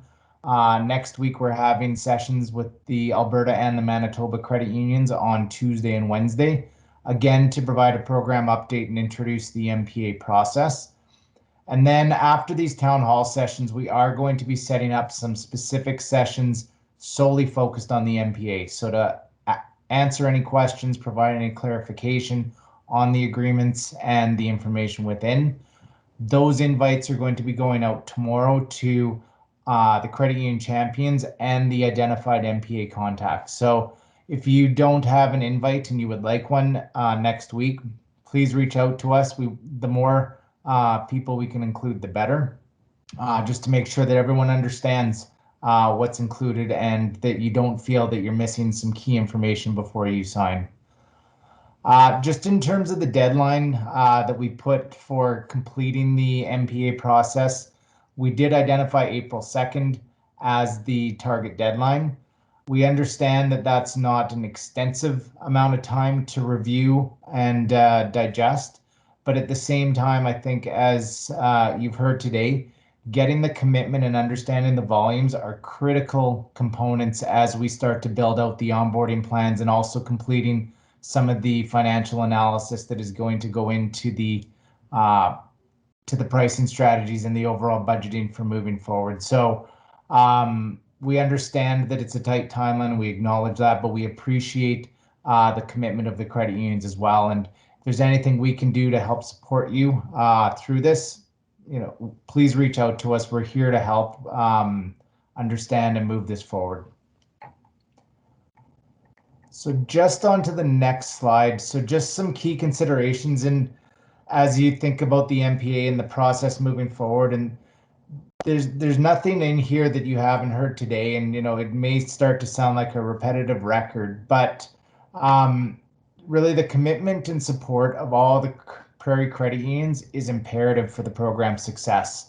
And some of the things that you need to think about as we move forward is this is being built for the Prairie credit unions by the Prairie credit unions. So some of the things that may not be available as you look more broadly, if you are, the existing settlement structure, process, fees, collateral, all those elements may not be there. The new platform that we're moving to is a modernized payments platform, and it's not just the 5 payment types. And I know this has been touched on, but it's also enabling the Prairie credit unions to access future payment types, and that includes things like the real-time rail. So that is something that is inherent in the build that we're doing right now. It's not something that down the road we're going to say, oh, this is something interesting, and come back and say we need to build something new that's going to fundamentally change the program. And then I know it's been touched on in the chat and in the presentations as well, is this program is owned by the Prairie credit unions. Prairie credit unions are represented through some of the larger credit unions and also the centrals through the governance structure, but also through some of the engagement activities that are underway and some that are going to come in the future. The the ability for the Prairie Credit Unions to influence the direction of PPJV is built into our program. It's not something that you're going to have to fight and ask and see if someone will answer the phone. This program is for the Prairie Credit Unions, and we want to make sure that people feel that. And as we move forward, and I'll touch on this a little bit later around the engagement approach, but we're going to make changes to the engagement approach now based on some of the feedback and where the program is. And moving forward, we're going to continue to adapt because the needs of the credit unions are going to change, especially as we start to get to some of these more critical onboarding points. But then also understanding, as the environment evolves, what are the credit union needs? What are the member needs? How do we need to prepare for the future as well? So that's something just I wanted to leave in your minds. So for our next piece of the town hall session, we have Mike Elchuk and Brad Fenig, and they're going to cover a couple of pieces here. Mike's going to cover the Credit Union Payments Advisory Committee and the role that the credit unions are playing on that, and then Brad will touch on the credit union readiness piece. So Mike and Brad, over to you. All right, this will be me speaking. So again, good morning, everybody. I'm Mike Elchuk. I'm with Affinity Credit Union. Before Brad provides his update on CU readiness activities, I wanted to briefly speak about the Credit Union Payments Advisory Council, also known as the QPAC, if you do hear that acronym. So Caroline's slides, she did a great job actually demonstrating the complexities around this project. So this committee, it was ultimately struck to allow for more credit union direct participation and ultimately to facilitate insight and support into the PPI program and work stream delivery. So this actually was originally dubbed the P8 CIO Advisory Council, but it was almost immediately we realized that payments is not just a technology project, and that in order to make this a success, we absolutely needed the key business and operational expertise at the table. So thus, as rebranded to the QPAC, an invite was extended to key business resources to participate, and a lot of these areas are well underway. So as you can see, there are a number of focus areas inclusive of all the various payment types, but there is a bit of an order of operations. So the primary work stream right now is definitely focused on integration. So when I speak for Affinity, we absolutely have our best developers committed to that integration working group. And when I look at the larger project team, which it includes individuals from Connexus, Service, Cambrian, Solero, and others, and it truly is a top shelf group of technical talent. So they're all highly engaged and they're collaborating and working very, very well together. So almost in lockstep with the broader integration work, the team continues to provide oversight to ensure continued e-transfer transition success, followed closely by oversight of an upcoming AFT migration. So ultimately, by participating in the QPAC, it does provide the credit unions the opportunity to engage directly with the key project stakeholders. We have the ability to help define roadmaps as well as guide the development of the payment stream deliverables. And it brings that much needed credit union insight and perspective. So the P8 CIOs and our business leads were fully supportive of this committee, and it's only going to help ensure the success of this project. And so that's QPAC in a nutshell. And I'm gonna, unless you have anything to add, I'll turn it over to you to speak about readiness. Yeah, nothing more to add on that one. I think we can go to the next slide. So hi everyone, I'm Brad Fenig, obviously from Connexus. So just talk a little bit about what are the things that we've been focusing on or what we can focus on together. And I think the big takeaway is like payments has just been a space that's just primarily worked for the credit unions over a long period of time. And with that, we just have significant levels of confidence in the current payments environment. The challenge with that and the goal that we're trying to change internally at Connexus, and I hope for all of you, is to think about those payments differently under that lens of a modernized payment environment and something that we haven't operated in before. So really we need to re-engage with payments in a much more detailed way and a detailed lens than we've been required to in the last number of years.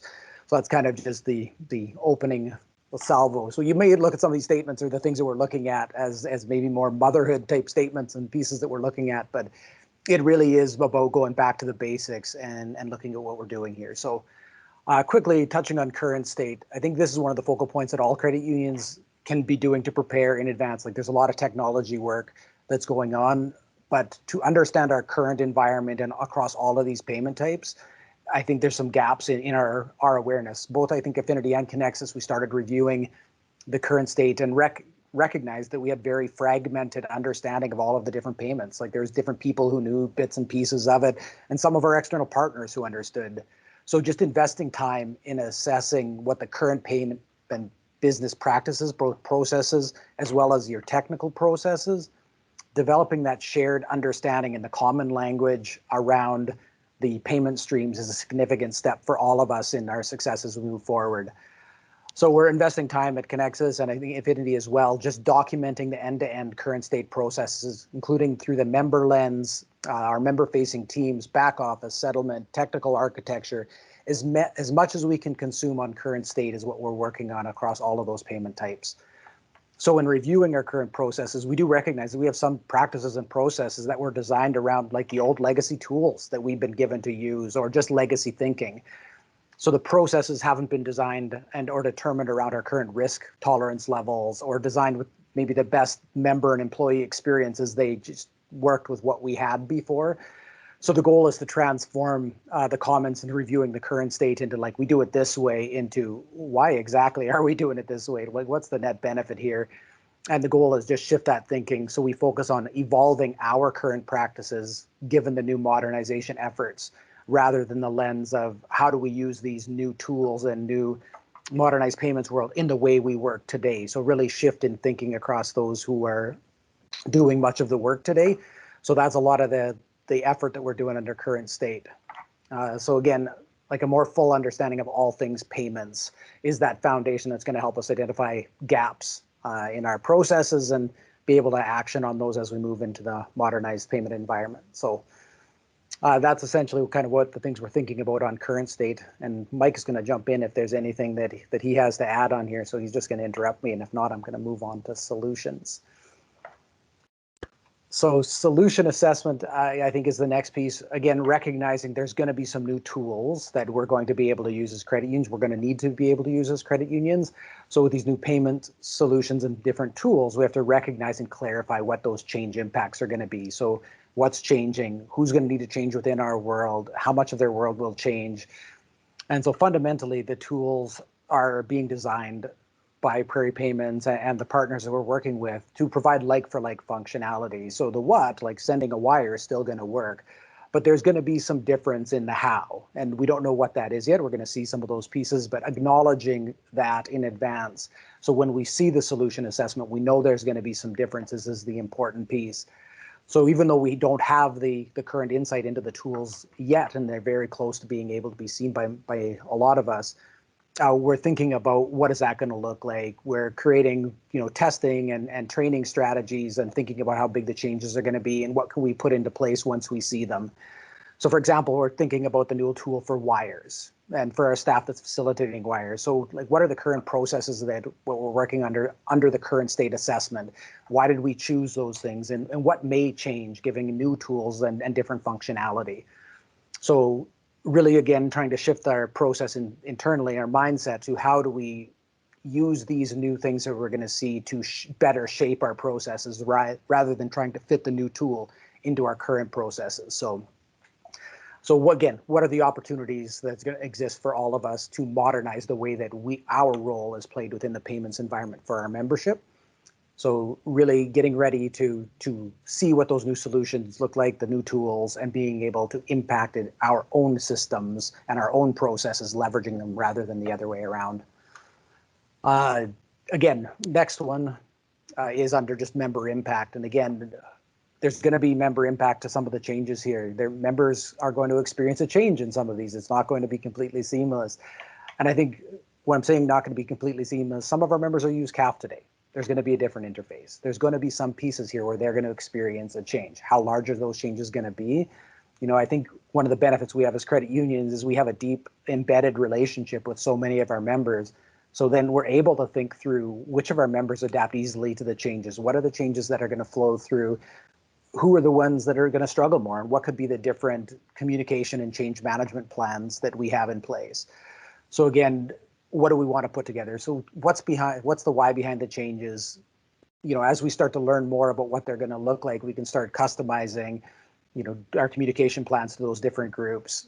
what is specifically going to change around the processes for members? How are we going to train and onboard them to something different so it feels like a seamless experience for them and they're not left like struggling to how to use a new tool? So what are those different training plans and activities that we can deploy depending on the scope of the change and then what we know about our members? So again, I talked a little bit about CAFT, and I think we're reviewing in the views of CAFT, we're reviewing our entire membership base who uses CAFT today as a whole, digging into the data regarding like who uses CAFT, what is the usage, what areas are they using it in, what are the historical questions that have come in from members around, what do the individual advisors and support staff know about our individual members? So what different approaches would we use for these different people based on their overall readiness to use the tools? So we're thinking through those pieces, knowing that that's coming. Also thinking through, as an example, members who receive large volumes of international wires. So the process of international wires, there's going to be some changes to the corresponding bank information.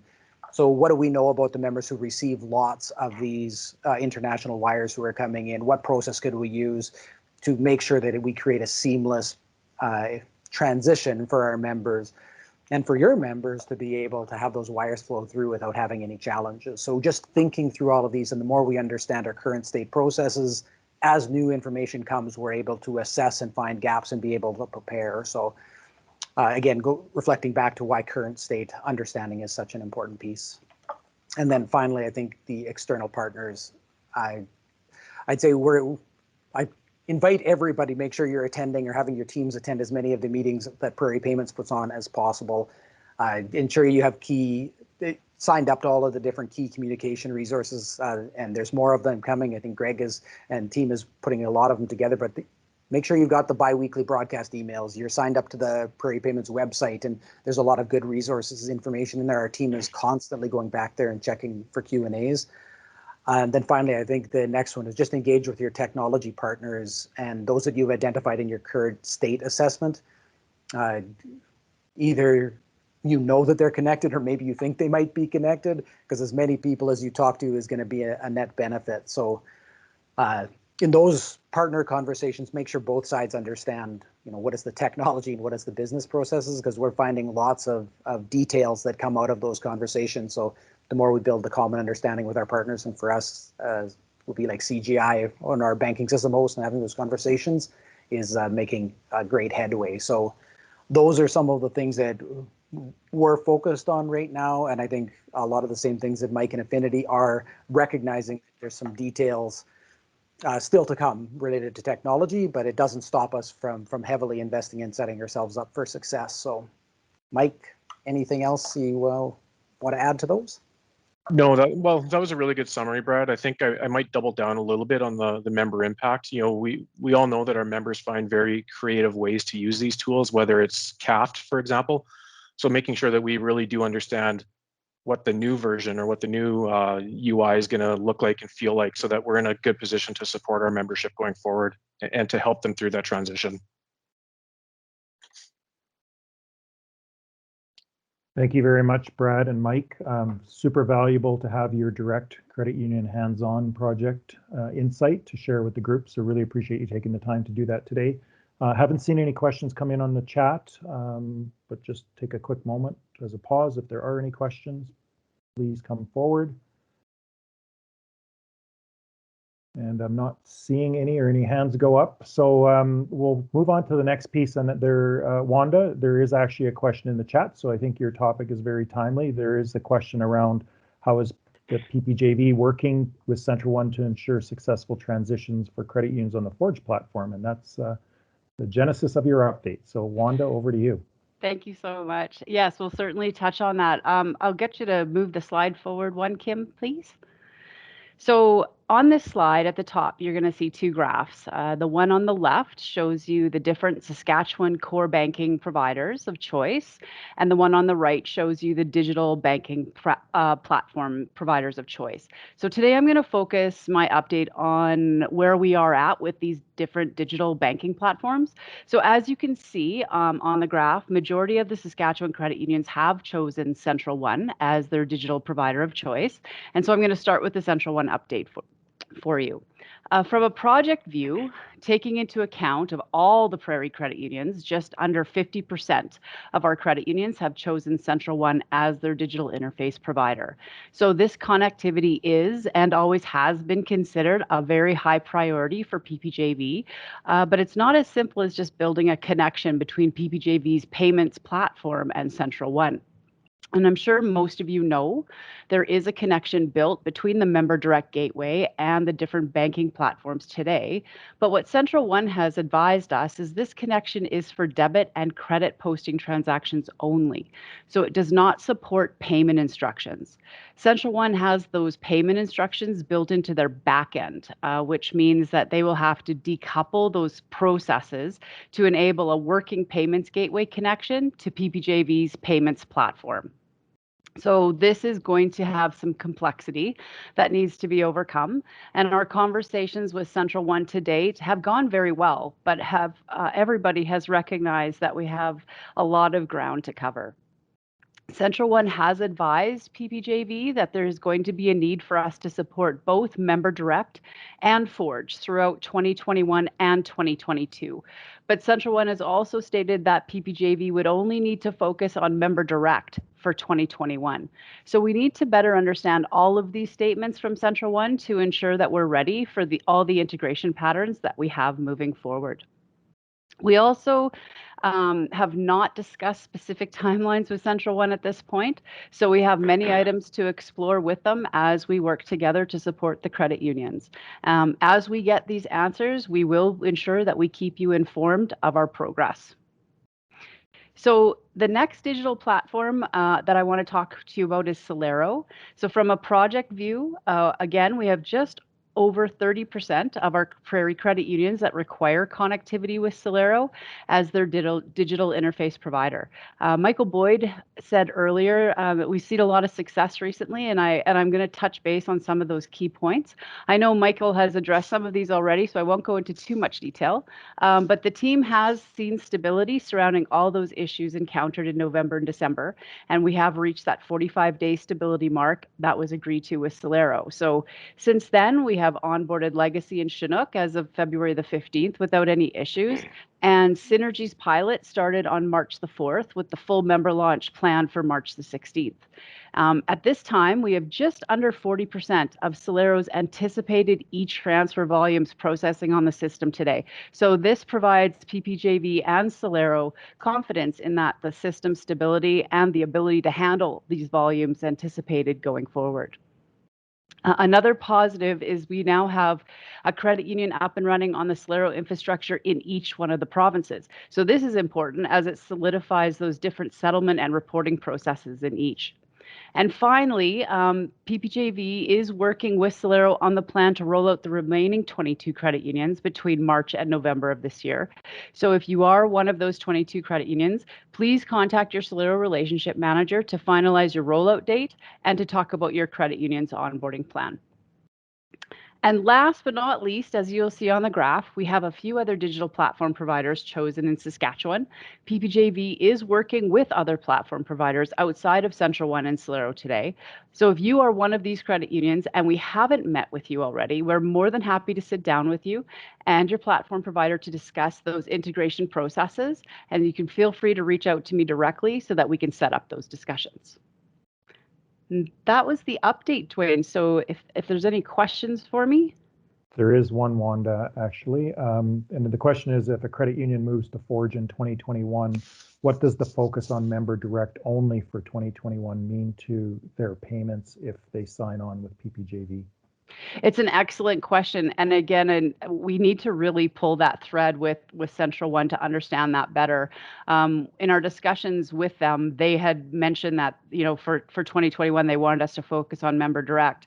And we didn't have an opportunity to really dig deeper into that conversation during that meeting because we obviously know that there are some credit unions that will also be on Forge in 2021. So it's a question that we have, which is one of the reasons why I wanted to be open and transparent today about it. And we need to find what that means so that we can understand what that means for 2021 for our credit unions.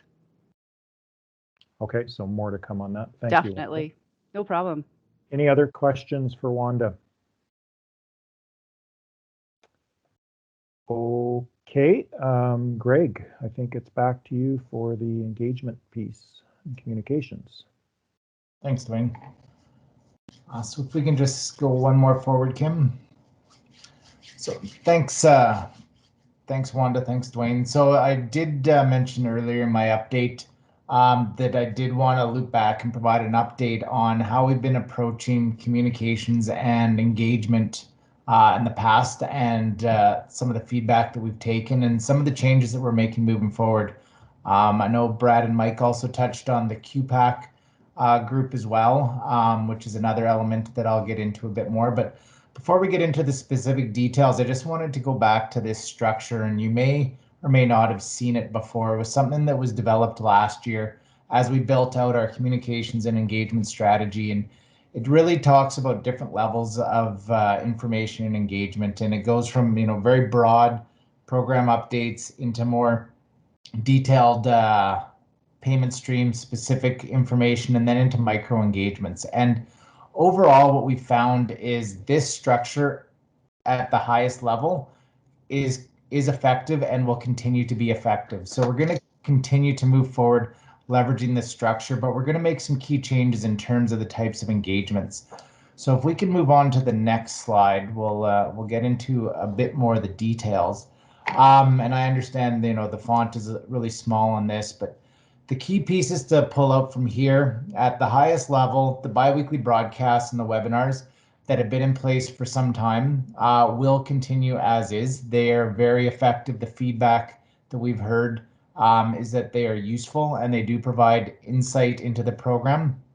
Specifically, the biweekly broadcast is a more frequent update, and that does go out to anyone registered on the Prairie Payments Initiative portal. So if you are not receiving that, please sign up for the portal. It's not only is the biweekly broadcast stored there, but the amount of information that is available on the portal, it's extensive. And we're actually going through right now to reorganize and streamline how the information is stored and accessed on that portal. We're going to start to package some of the information into more payment specific areas. So if you want information on AFTs, there'll be an easy access into that information as well. Going into the next level, so previously you probably would have seen there was the point of contact, there was the P3 plus, the P4 program update meetings, there was specific meetings for bill pay, a lot of meetings across the month that involved a number of credit union resources and a number of project resources. And as we reached out to not only credit unions, but also internally to understand, was their value being delivered? Did people leave those meetings feeling that they had received timely updates and that they were able to take information back into their credit union? And just where the project was, there was a lot of duplication, a lot of overlap, not only in information, but also in participants. So we weren't making good use of anyone's time. And as the program went back and has been working through some of this recalibration and baselining, the updates weren't as valuable as they could be. So we wanted to take a step back and say, okay, based on where we are now, how do we want to structure moving forward? And a number of changes were made. The first one is the Credit Union Payments Advisory Council. So evolving from the CIO group to including business representatives as well. That group, still relatively new, but hit the ground running and are very, very active in a number of different conversations. But the big piece here is going to be the credit union program update meeting. So this is going to be twice a month meeting that we're going to open up to all of our credit union partners in the program. The first meeting of the month is going to be focused on updates on each of the specific payment streams. So we're going to have the payment stream leads from PPJV providing an update on their specific work stream and providing details and updates. 2 weeks after that, it's going to be more of a Q&A session. So more of an interactive, let's ask some specific questions of those same experts. And at the same time, if items come up during the span in between the meetings, we'll also bring those back to the meeting at that point. So a more frequent engagement, but still at that kind of mid-level. And then as we get to the what we're calling the micro level, here it's called integration cohorts. And this approach is really going to be as we get the roadmaps in place and the clear direction in terms of onboarding and next steps. That's when we're going to have more direct engagement with specific credit unions on what is needed from a credit union readiness, going through checklists, onboarding packages.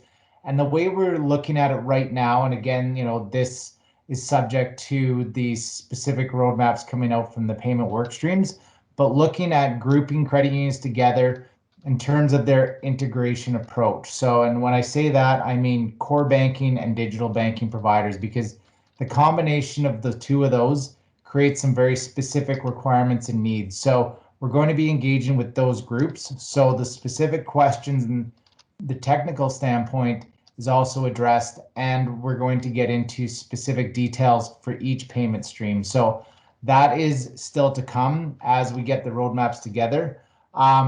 But important to note here, the frequency is as needed.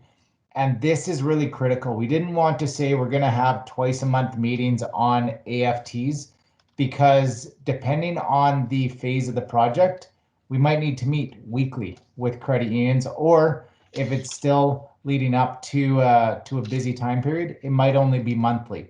So it's going to differ, and that's where through the engagement team at PPJV, we're going to be reaching out and ensuring that we have the right contact information for these specific groups, and that we are engaging at a frequency and at a level that meets the credit union needs. So feedback is critical as we move forward, and that the feedback that we did receive from credit unions helped drive some of this, and it's going to continue to help evolve our approach moving forward.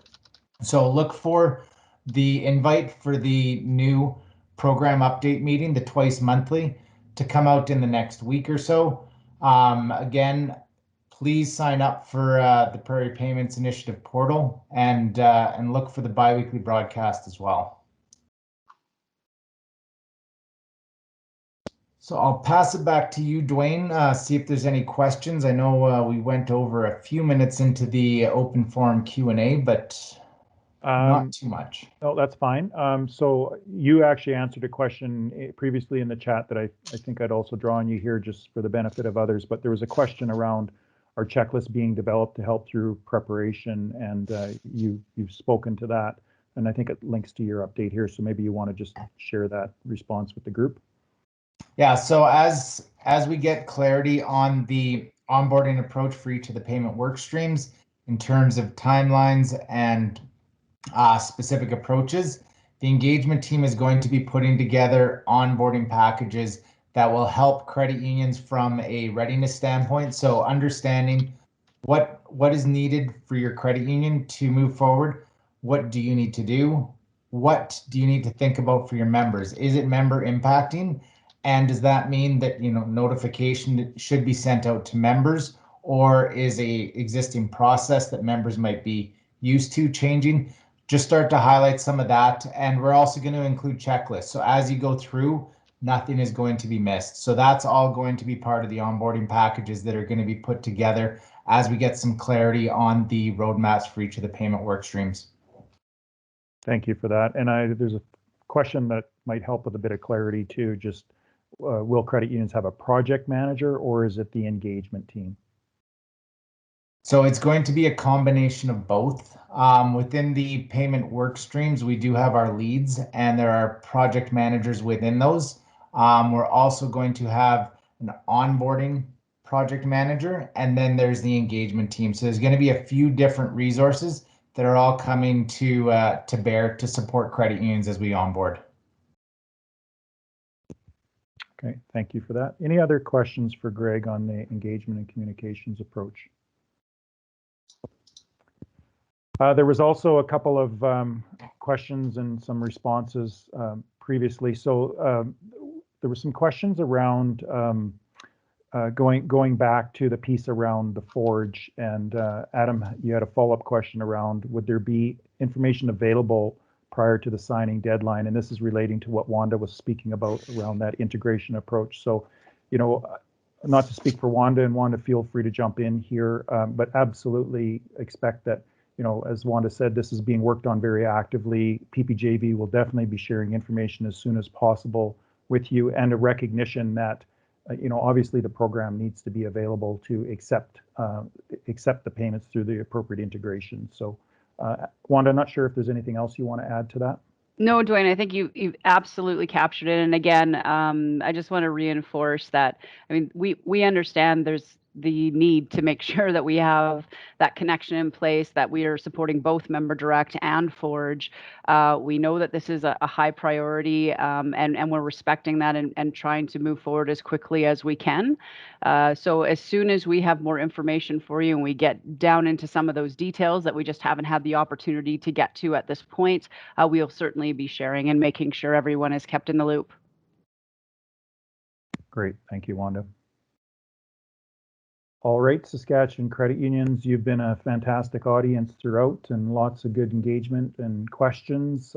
We wouldn't expect anything less, but this is really now a little bit more focused opportunity as well too. If there's anything that hasn't been covered in the session, or any other questions, and not only questions, if you have any comments or thoughts or observations that you'd like to offer, certainly would welcome those at this point in time. We have approximately 15 minutes left in our time, so I'll just open that up if there's any thoughts, comments, or questions.